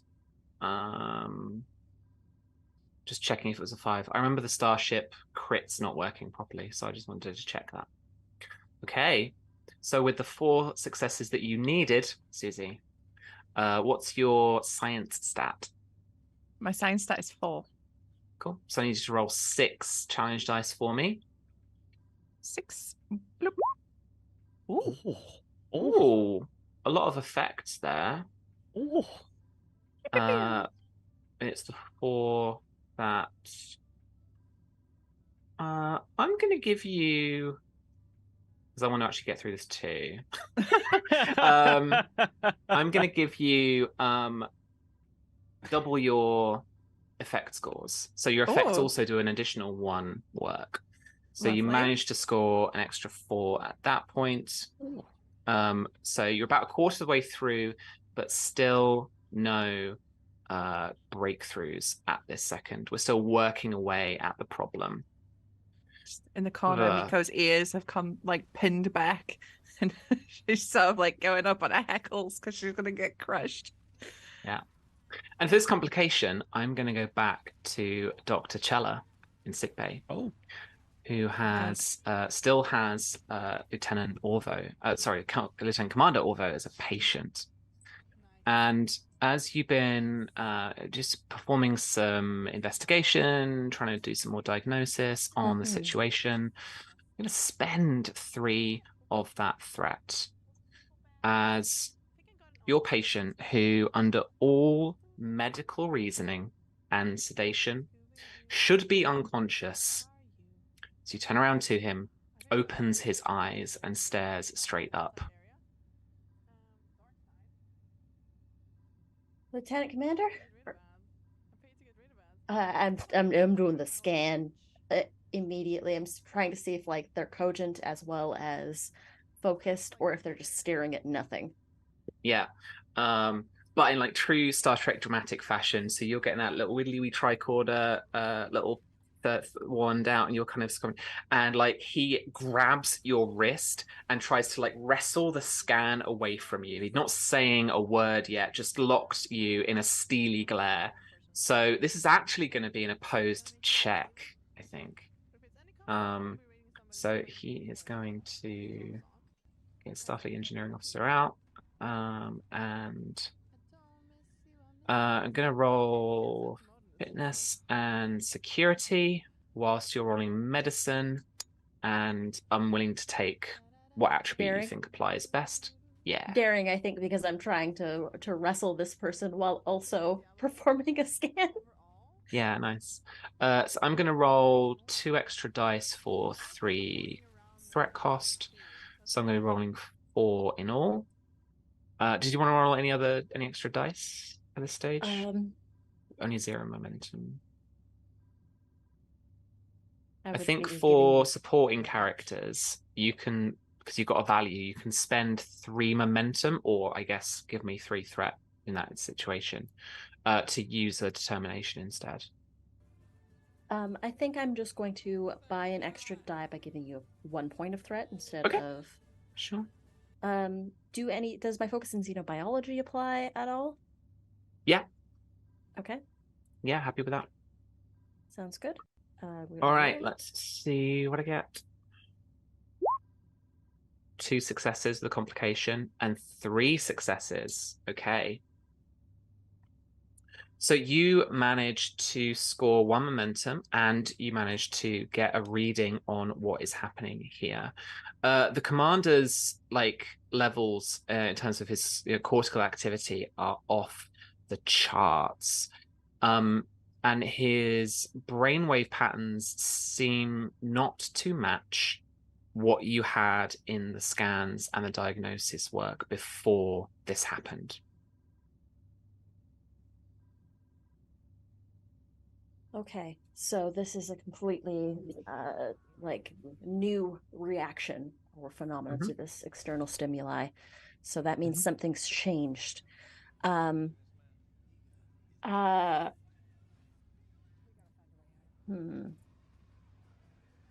a complication there too to play out. So if you want to give yourself an advantage as well, you can think about that. I would love to. I think I need 2 momentum in order to institute an advantage into the scene. Yeah, but I rolled a complication. Oh, okay. So yeah, definitely. I'm going to give the advantage of I'm able to at least cancel out the signal that's causing this spike in brainwave activity to sort of calm down, or do I want to? I think I want to actually pinpoint the source of this in order to counteract it. Yeah. So in a way, it kind of both kind of happen. So you managed to trace the kind of ESP kind of activity up a couple of decks, and then it kind of almost like cuts itself off. And it's at that point that the commander looks at you a little bit softer in gaze in the face, and he kind of but he begins to speak in tongues, maybe you think for a second, but actually you can kind of detect the patter of a language as he kind of like, and the universal translator isn't getting it just now, but his voice is like rasping with trying to pronounce this language that his larynx isn't used to phoneticizing. Is that a word? Maybe. Yeah. As he's just kind of Oh no, keep talking. I'm gonna see if I can try and record this, at least, so that way we've got something for the universal translator to eventually pick up on if it takes a little bit for it to properly, like, probably the reason why it's not working is because he can't quite appropriately vocalize the words, and so it's not quite coming through that way. Oh my goodness. Okay. I'm trying to figure out what I need to do. Dr. Chella, Anita's panicking. Dr. Chella's probably cool, calm, and collected about this. But so we've got the source of feud decks up. That's probably the I'm going to be like Chella to Ops? Ops here, Doctor. Are you sure you're not picking up anything on the scans? Because I'm going to send my readings. Stand by. We have an ongoing incident in the science labs, aft, section 7. Looks like your readings match up. All right. Can you patch me through to the team there? Maybe we can coordinate our efforts and try and come up with a solution together. Absolutely. And then there's a chirp from Combadge to Harvey. Okay. Hello? Harvs, is that you? Doc? Doc. Yeah? Hey, listen. So I've got a patient here that's complaining of some, well, obviously, some ESP extrasensory phenomena. It looks like there's some sort of angles happening with the incident that's happening in your area. It's affecting. There's some sort of low level ESP field that's coming from whatever you have up there, whatever artifact you have up there. Right. Okay. I've also got a patient that's currently speaking in an alien dialect that looks like they can't properly pronounce yet. So there's an attempt at communication. Oh. Right. Well, if you send over the readings that you've taken, I'll see if they can match up to anything we have here, and then maybe we sorry, we're running out of time. I can definitely tell because my patient has the problem has definitely exacerbated very recently. Oh, okay. Well, we'll try and figure out what's causing it and try and stop it. All right, I'll send you what I can from here and assist in any way that you need. Let me know. Thank you. With the information she gives, is there any way that I can extrapolate these readings and then pinpoint if it's coming from an artifact, which specific artifact or something? Like if there are any like these specific readings coming from what? Yeah, absolutely. And that can kind of point us towards our next task role for you guys. But I just spent 2 threat so that Dr. Chella hears the sickbay doors close behind her, and the bed that her patient was on is now absent. Oh God! I'm gonna start running through the halls after my patient. It's Where did hunting they go? season. Hit the phase rifle. Yeah. We got a live one. Yeah, I'm gonna grab that Type 2 phaser off the wall of sickbay. Yeah.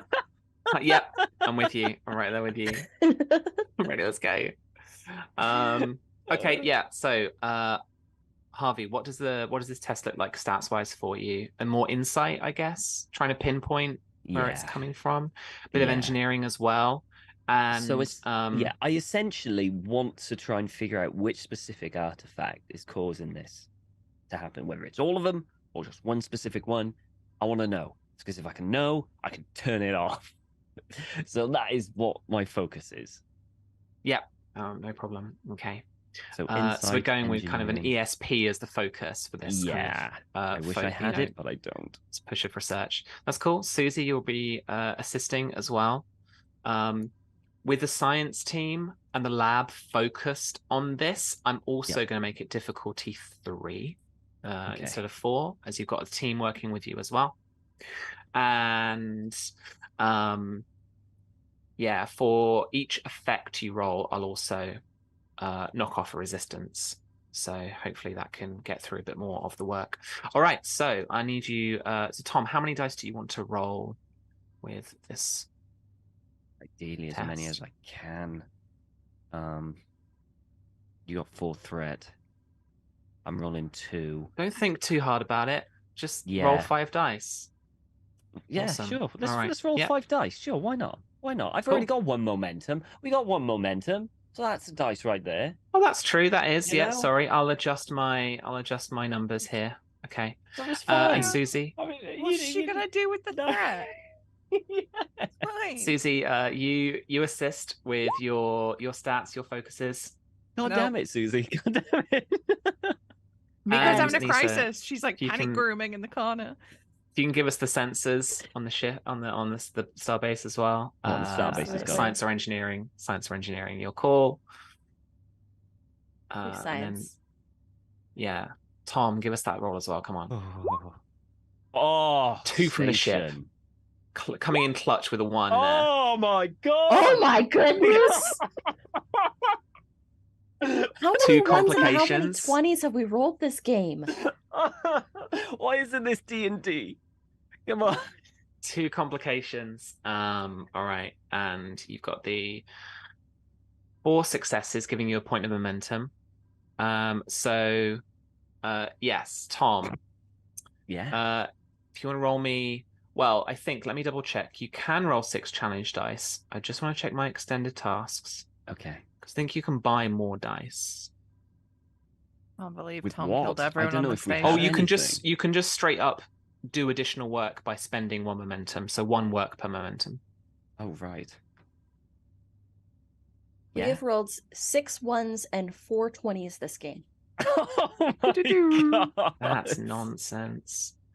Roll 20, although go home, you're drunk. I would, if I were you, Tom, I would spend that momentum to ignore 2 of the resistance here that we've got. I'll do that. I will Cool. follow All right. your advice. So we're gonna roll those 6 challenge dice, and I'm gonna soak 2 of that score you're about to roll. Oh, Good roll, oh Tom. my That's Good it, roll. Tom. That's it, Tom. God. That's what we're looking for. That's 2, 4, 6, 7, 8. Yeah, 9. We got right there. Soaked 2 of that, so another 7. So that's a breakthrough. 1, 2, 3, 4, 5, 6, 7. So we're on 12 work of the 20 so far. I'm going to reduce the difficulty again because of your breakthrough, and I'm going to lower the resistance to 2 normally because of that breakthrough. And let me tell you that you were along the right track in terms of ESP stuff.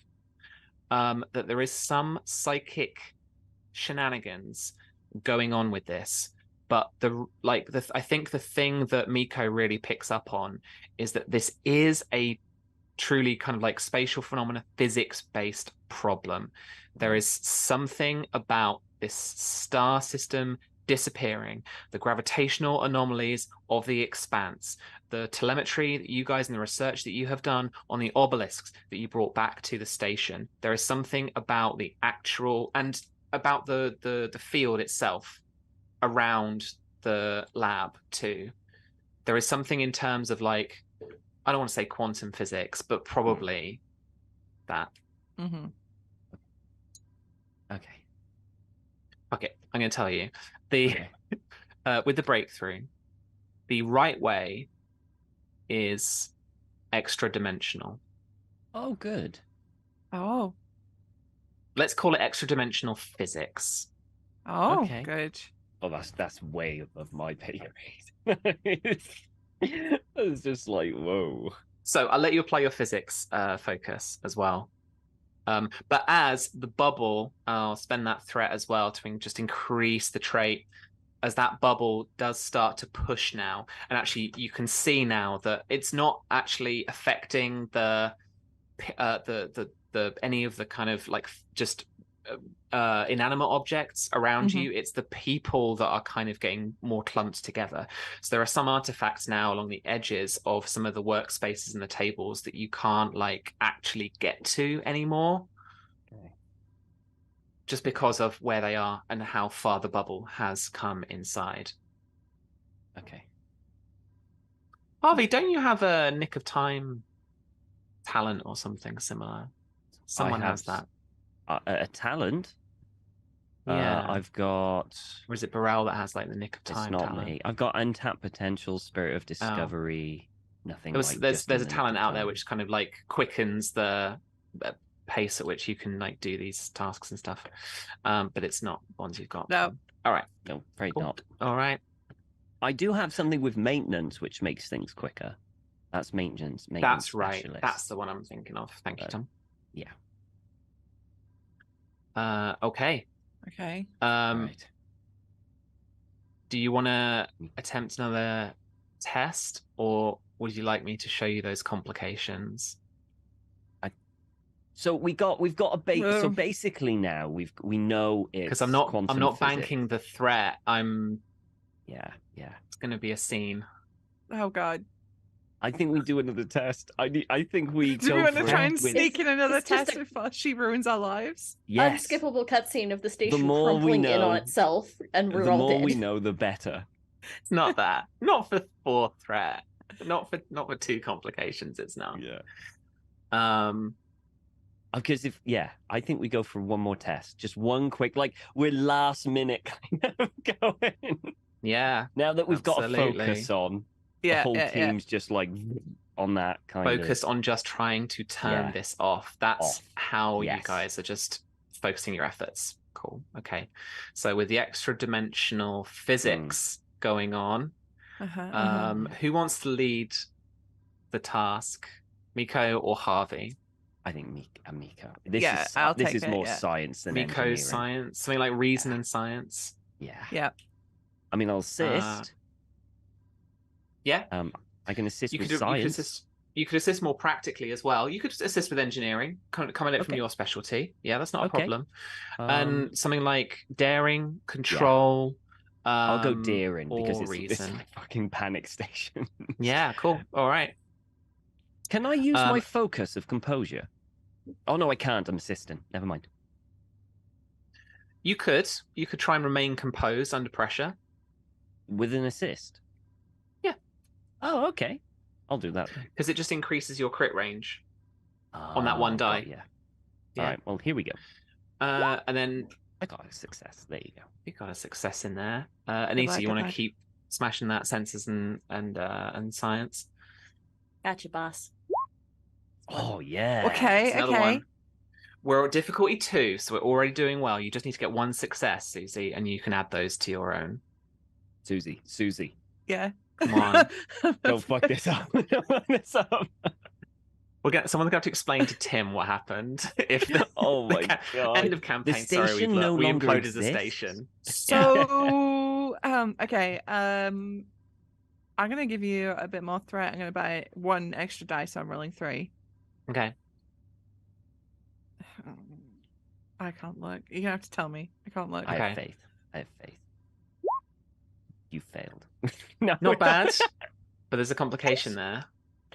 It's 3. Is that Thanks, roll another 20. Oh, Yeah. God. What But is 2 more happening? successes. So 6 and that 5. gives you 2 momentum. I need you to roll your 6 challenge dice. Oh yeah. Come on. 6. Okay. Do you want to re-roll those 3 blanks? Yes. For a momentum? Mm. Yes. Lovely. Okay. Another effect. So 1, 2 for the effects. 3, 4, 5, 6 for that. And the resistance is 2. If you spend that other momentum, you can ignore the 2 resistance as well. Get yourself another breakthrough. You wanna get us back for? Yeah. We need a breakthrough. All right. So we're up to 6 on this one, giving you another breakthrough. And we are 2 away from completing the work track as well. So close. Yeah.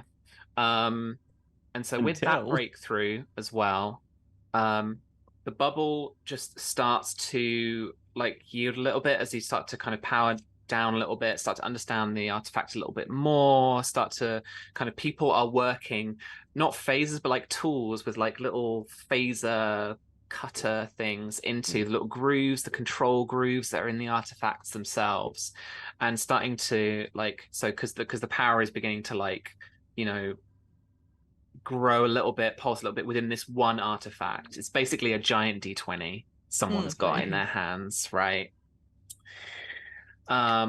And so the bubble is kind of holding because you're beginning to control that and just to power it down a little bit. And so I'm going to remove the resistance from the extended task because of the breakthrough and because you managed to understand more of this technology and started to actually operate it properly. But I'm going to spend 3 more of that threat that I just accumulated, right? Oh, that's a 6. Sorry, Doctor, the science bay doors open with that swish, or probably larger, like the little kind of bulkhead kind of. And standing over there is a male Betazoid officer in a gold uniform. And as everyone turns, because this is like outside the bubble's kind of encompassing the doorway in the corridor just outside. And he walks through the field. And you're all pushing. You can feel that force of the field kind of holding you as he picks up the like polyhedral, looks around, and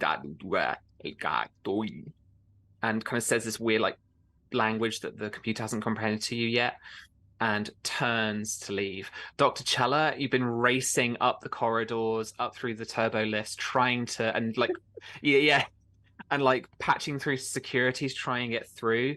But this like field now begins to move with him as he's picked out this orb, this polyhedral, and he walks out. So as he walks out into the corridor, he's like pushing you back, Doctor, as kind of flat against the corridor, still but not painfully, as he just walks through, begins to walk down the corridors. Finally, within the science lab, the field dissipates and you're able to move about freely again, but you've still got some of these artifacts and some of them are still glowing slightly and still have some of that telemetry just to tell you that the power is still operating in them a little bit. And we're going to cut. I'll spend 1 more threat to cut to the holodeck. Oh God. Where Burrell and Eka and Burrell's cousin Naljek are still enjoying blood wine. And due to those 2 complications, 3 complications out the wazoo, the holodeck itself materializes from the front where the arch is back this way. And there is a rush of like atmosphere and a chill in the air and a wind as the holodeck materializes into a planet's surface. Rocky with some vibrant foliage in its kind of exterior. There's a bright white star in the sky, almost blinding. Actually, no, sorry, I need to retcon that one thing. You're in almost total darkness. But you have the Milky Way star field banded across the sky, and that's just about giving you enough like illumination to see each other, as if it was maybe like a fairly well lit moonlit night. And Naljek turns to both of you, particularly to Eka, I presume, and actually she says, "What is this program?" I didn't order any ambiance. It's not the Targ pits. I haven't even programmed that in yet. This isn't anything that's in the computer currently. I'm going to run to the panel and try and see what's happening. There is no arch and no panel back to where you expect it to be. Here you go. And you kind of hear almost like a whisper and kind of like in an echo of like that kind of chirp, that like as it tries to kind of like report something to you, but you don't see it anywhere. But it's this like kind of echo in the distance. almost a whisper on the wind. I don't know what's going on in here. This isn't right. Burrell goes to hit her comm badge to be like Burrell or chief to ops, and then she's like, "What's going on, Eka?"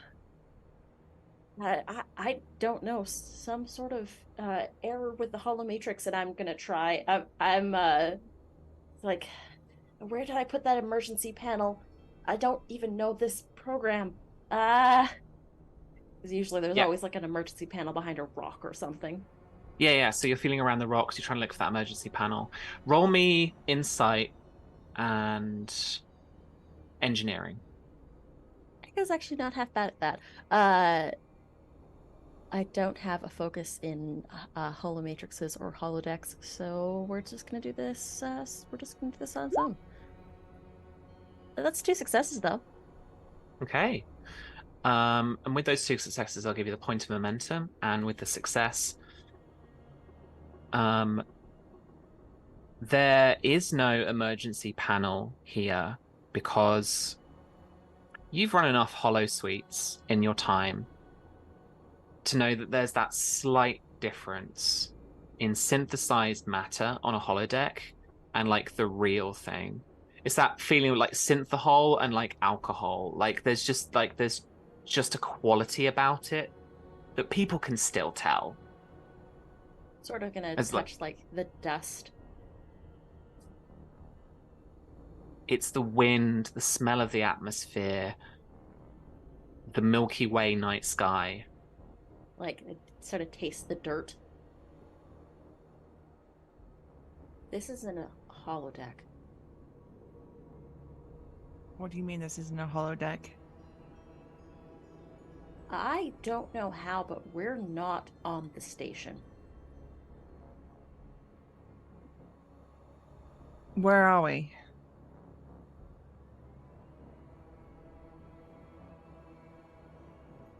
I haven't the foggiest.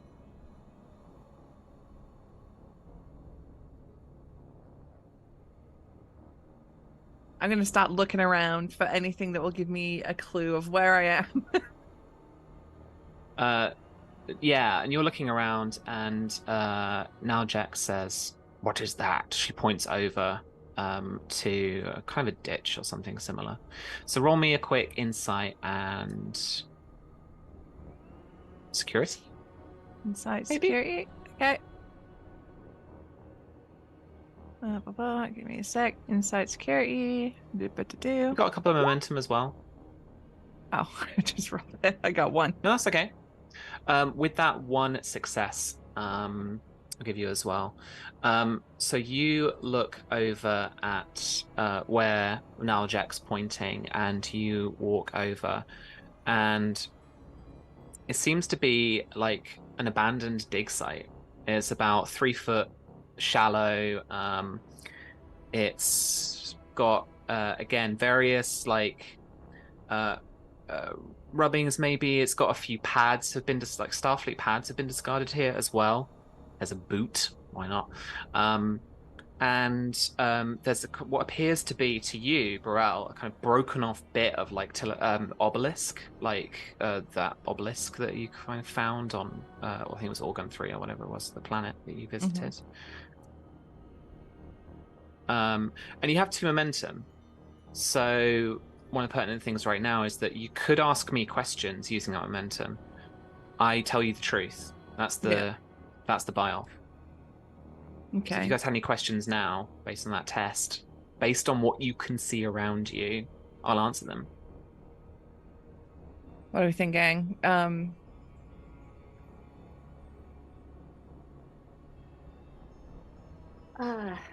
Oof.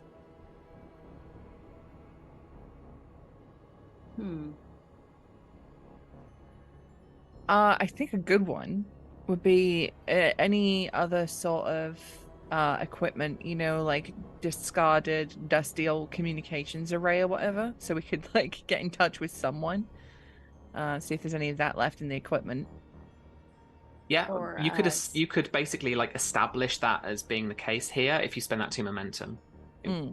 creates a new aspect of the scene, right? So you could say, oh, there's a Mhm. communication hub here that you can access. Yeah. Communications array that has been Yeah. discarded, or even some sort of like positioning system to see exactly where we are in relation to the station. Yeah, we'll spend that 2 momentum then, and it gives you a communications array. So you can utilize it.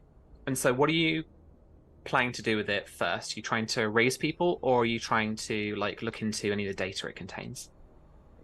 Try and find the data first, because there's no sense being like, we need help, and they'll be like, where are you? And we're like, Yeah. Okay. Get telemetry.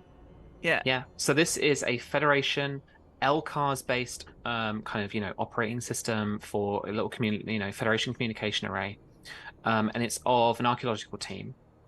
And according to that communications array, you are on Alpha Tauri 2. Except you have a look through the communications array and that it cannot connect to a subspace buoy anywhere in the vicinity. Wait, I remember hearing someone from the Venture saying something that they lost the entire system. We shouldn't be here. It takes like Varel a second, because again, she wasn't party to any of that being suspended. She's like, we're on a lost system. Yeah, I mean, I hear the scuttlebutt from this is Eka using the well-informed, and if you like, GM, I can give you some threat for this, just for having that out of No, I character love it. knowledge. Yeah. No, when you're in the bar, people come, they drink, they tell things, and the Venture did the rescue mission on those anthropologists, those archaeologists that were. This whole system was supposed to have gone supernova, and they lost all the telemetry on the entire system. Wasn't just that it blew up, it was that it disappeared. Right. So this is probably where the Federation team was set. And Brill weren't holds able to up get all the everything pads out. and stuff. They weren't here. able to. They weren't able to get everything out in time. They almost didn't make it out. And how did we end up here?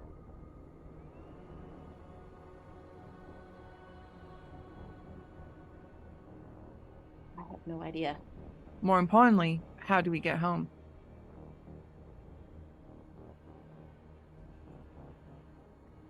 There's a little bit of kind of scanning equipment on the communications array to give you some basic telemetry and stuff like that. And as you look up and kind of poetic fashions, you look up really at the stars and that ribbon of the kind of Milky Way above you. It definitely looks a lot different than the Milky Way you're used to looking up at, say on the horizon or on planet side, or actually around space itself. And it seems a lot more dense, a lot more compact here. And the basic kind of telemetry that you can get from the communications array positions you potentially somewhere impossible. And that's on the edge of the Milky Way. That much it can tell you. Okay. But that would position you within the galactic barrier, which is a supposedly impenetrable kind of field that holds the entire Milky Way. That's if we're past the Great Barrier, that's impossible. And the fact that we've been transported there breaks so many laws of quantum probability and reality. And I'm going to use the joined talent, because once for mission, I'm going to call upon Tava's memories of quantum physics, because Tava was a physicist.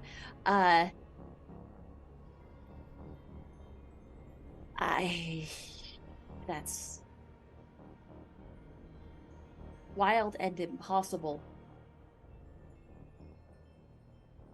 Yeah, well, we're gonna That have to gives make us a it place to start possible. at least. Yeah, I'm gonna need all your help on this, Eka. I'm not much one for science. Give me a Well, system, give me somebody to punch, and I'm good. But start talking about physics and quantum and impossibilities, and it's a little over my head. Quantum reality is it was definitely more of Tava's specialty, but I can help where I can. Unless you've been Get secretly us. studying, cousin. And like, for Alexa. Just get us away home. And behind Alright. you, there is a bright light that seems to permeate where what would have been the arch of the holodeck. And finally, thankfully, folding through space and through the light that seems to emanate from this position, first you see a soul like humanoid walking towards you. And then as the light dims slightly, you can see this kind of it's rougher than a holodeck would appear in terms of showing its arch. It's like a tear has been ripped across the landscape that you're on now of Alpha Torre. And you can see the doors back into the corridor of Narendra Station. And you can see this Starfleet officer walking towards you, male Betazoid, and is carrying object like an orb maybe, or some polyhedral kind of shape. But you can see clearly like there is an arch, and then you can hear kind of fuzzy on your communicator, and you can also hear the kind of chirps from his communicator as he walks towards you. The security to all decks, intruder, positioning to holodeck 5. It's kind of Okay. patchy, but it's kind of, and it's just about coming through on your communicator. He's wearing gold, right? So he's I would know. I think Burrell would know. I think she memorizes as many of the staff as she can. And if he's a commander or a lieutenant commander, she'd know him. It's Orvo, Yeah. right? He is not station based. He is okay. So you don't recognize him. Okay. So he, based on what you've heard, he's either come aboard on the Venture or he was part of the expedition in some fashion. Okay. He's a lieutenant commander, right? He's lieutenant commander, yeah. Yeah. So she call out to him, Lieutenant Commander, what are you doing here? Where do you come from? And she's like looking back at that like tear. Yeah. And he speaks to you kind of in that alien tongue again. Just a little bit. Does he look like he's going anywhere in particular? He's like, is he making a beeline for the remnant or anything like that? No, he stands before you. Actually, Okay. he's stood now still in front of you in the dig site. There are now you see behind him. There's a few security officers started to peel through, and as they walk through into the holodeck, they're a bit like, one of them throws up as well, as they just kind of walk through this like tear in space, and a couple of them are kind of looking shaky, and they all kind of look around, and they look around at you. A couple of them look around and like clearly look at you and recognize you, and are like, "What the fuck?" Yeah, and Burrell's just like, just gives them the just chill for a second because he's not doing anything. Yeah. And she tries to address him again, but. And Tom, feel free to jump in with Harvey if you want to like get on the communicator or anything like that. Feel free. And after a couple more times, you begin to start to make out words of the language that he's speaking, but it's clearly not like really coming from like what he's used to. Again, his throat is like churning through these words and straining to make these syllables. What are you doing here? What are you doing here? And I just to say, Burrell has sort of moved, so she's in his path. Like she's gonna position herself. If he tries to move anymore, she's gonna stop him, get in his way. But she says, "I was in the holodeck, holosuite, minding my own business. I got pulled here. What are you doing here?" And he looks around, he looks up at the stars, and he considers them for a moment. He looks down around the ground and around the dig site. Then we have moved. We are Alpha Tauri. Yes. Yes. Then we have moved. Has the Beyond- star turned? The star turned. There's no star. Then yes. We're beyond the Great Barrier. Somehow. I don't know. He looks behind you at the dig site and looks back around at the tear and says, Then you caused this. I didn't do anything. I just sell all the sweet time and blood wine. Who are you? What are these artifacts? We are the stars that sing with our lives. We are the Tilikaal. Beryl is like, she just sort of like looks at Eka to see if they have any idea, if that ticks anything. Looks back at her people, see if that anybody has come up with anything.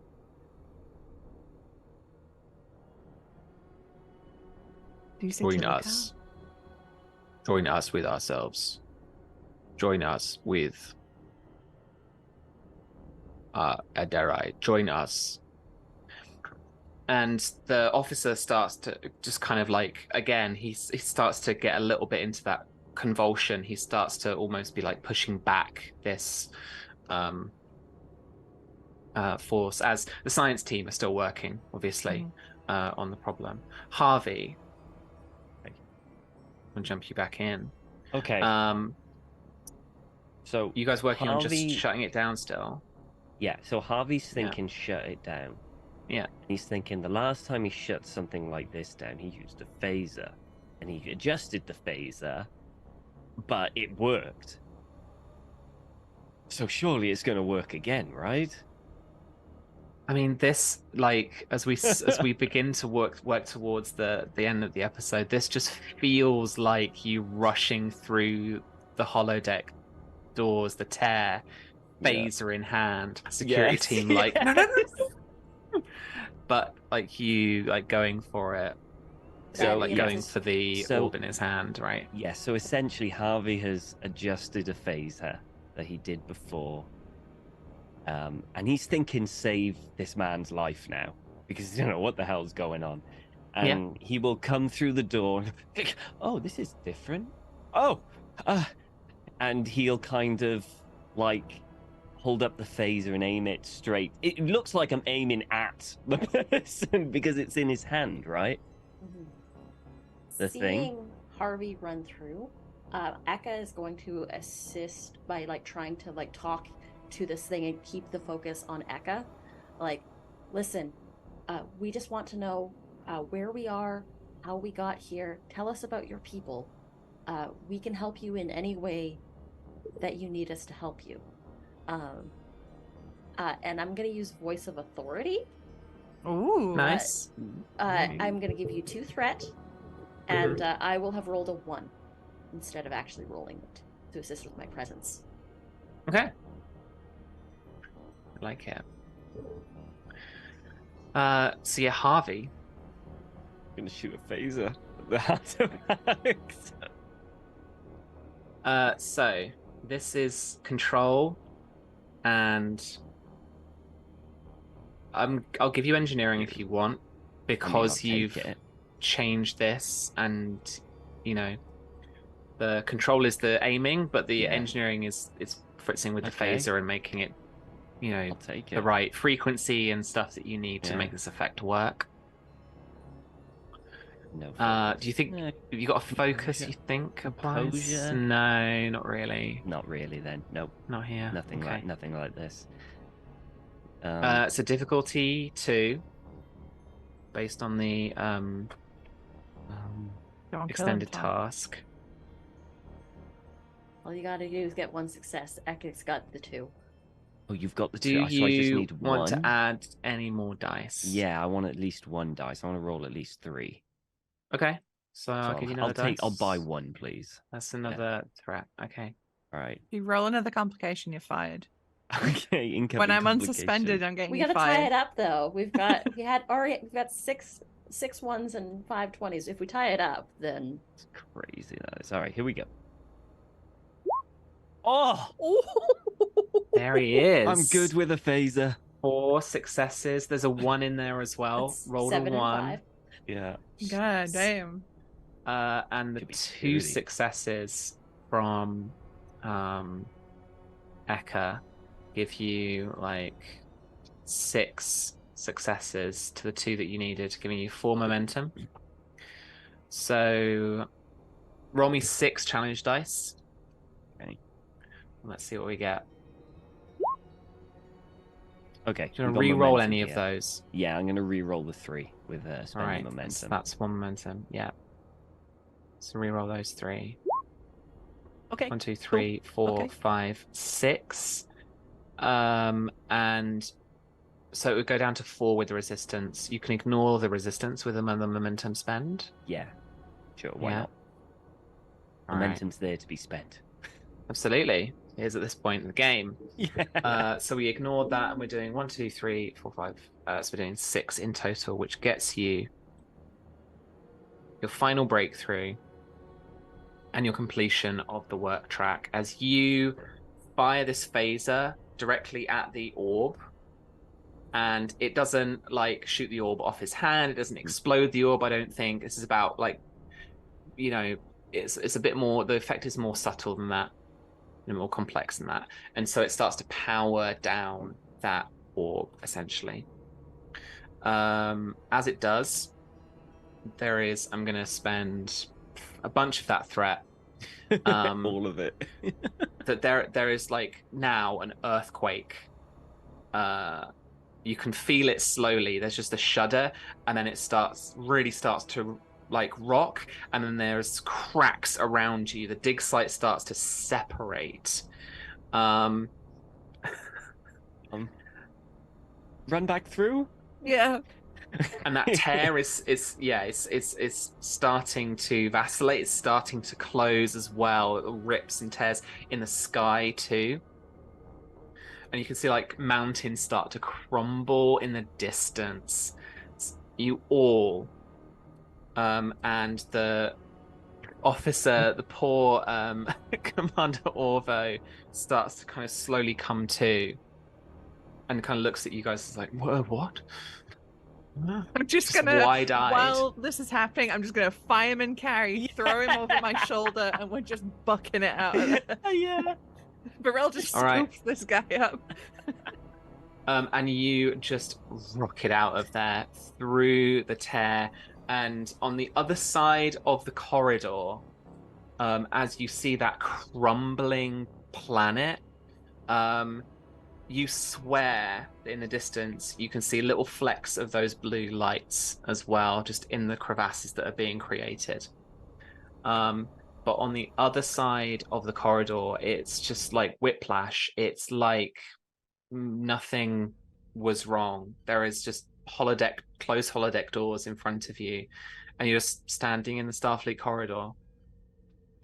And someone's got to throw up at this point. Eka will do it again, and I think Harvey probably will. Yeah. And the Sit there security, with a dude on his shoulders, and it's just the boss. security, Yeah. the security team look dazed. And yeah, as the kind of pressure change, this strange like transportation happens, and you guys are just stood in the corridor. You're under a station, or near the gallery, on the Galleria section, I presume on the holosuites. So you can hear that like crowd just ambling around, going from store to store. But you're safely back on the station.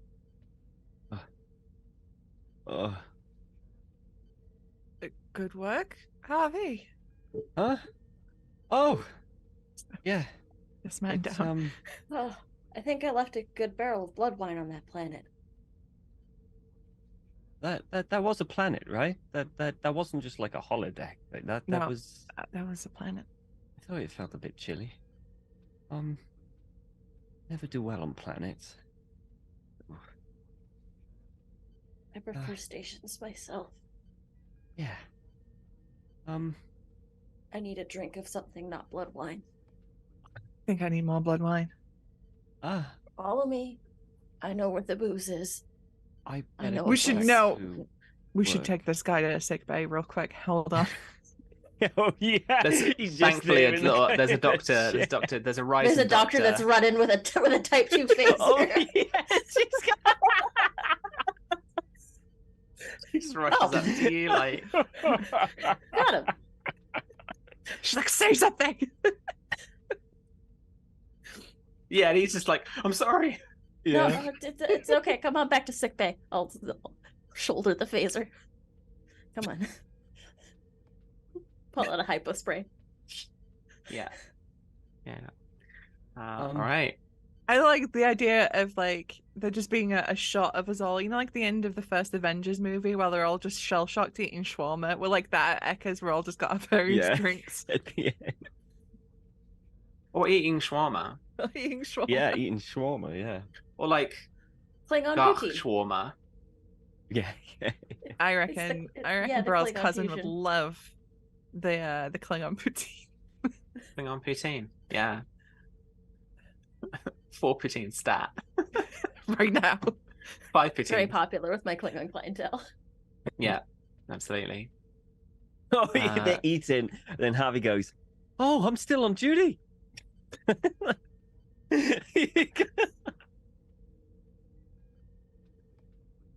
All right. That This is a turned into a wrap. lower decks episode. It really did Yeah. really It quick, really didn't did. it? Absolutely.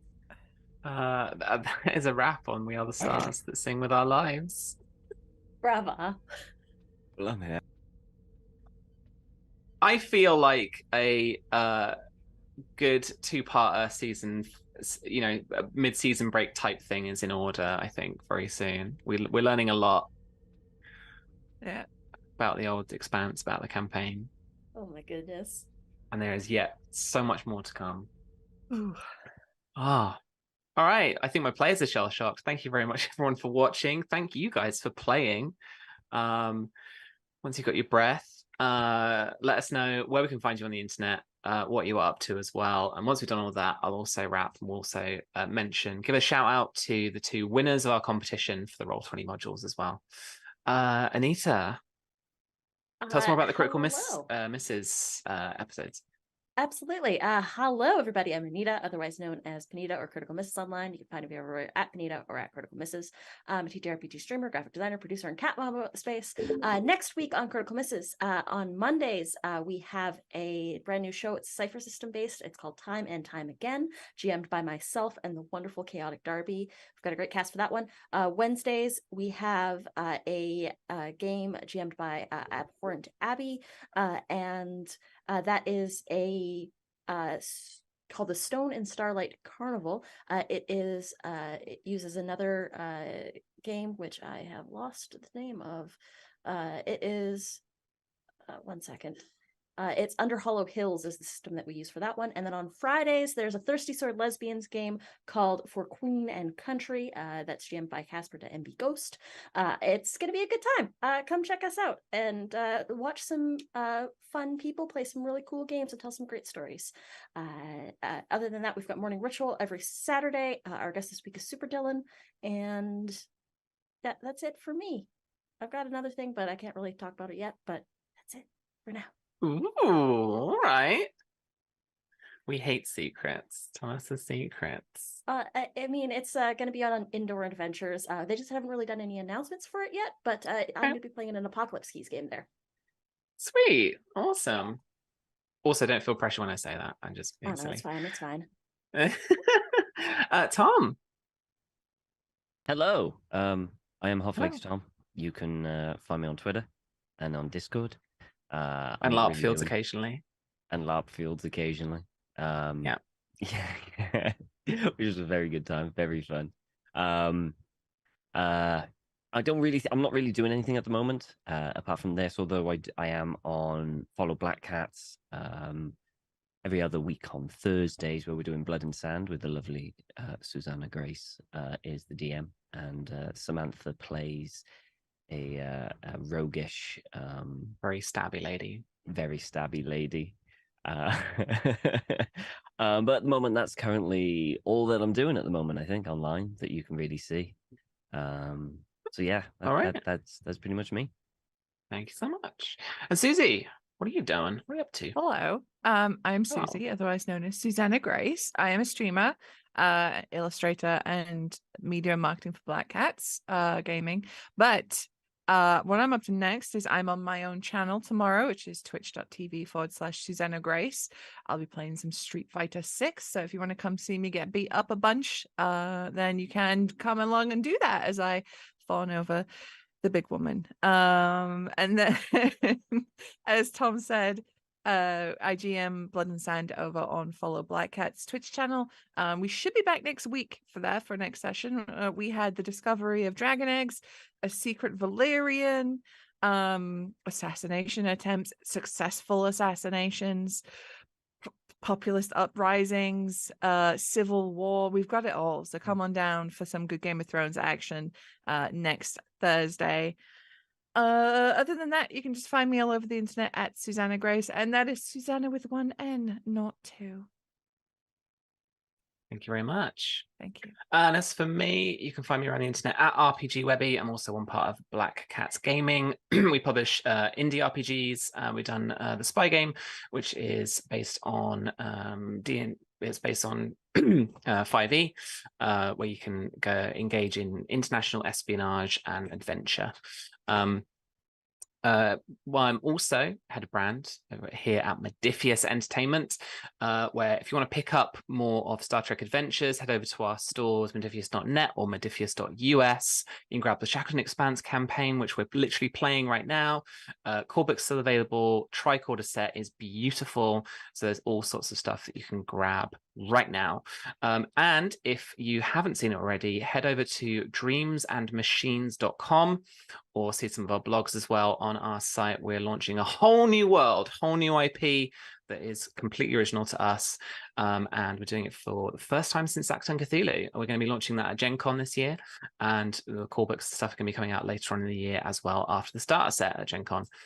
So yeah, very, very exciting times for us. And very exciting times for you because we have a couple of competition winners. Well done, Q-Man1 and Captain Limpart. You have got yourselves this here module for Star Trek Adventures on Roll20. Get in touch with April and then she'll give you the codes that you need to redeem that wonderful prize. And this is where I hope April has someone figured out to raid and we can head over to the like loading screen and stuff. So until next week, folks, Mondays we've got Fallout role-playing and Tuesdays we're back here at Narendra Station in the Shackleton Expanse. But until then, live long and prosper. We'll see you then.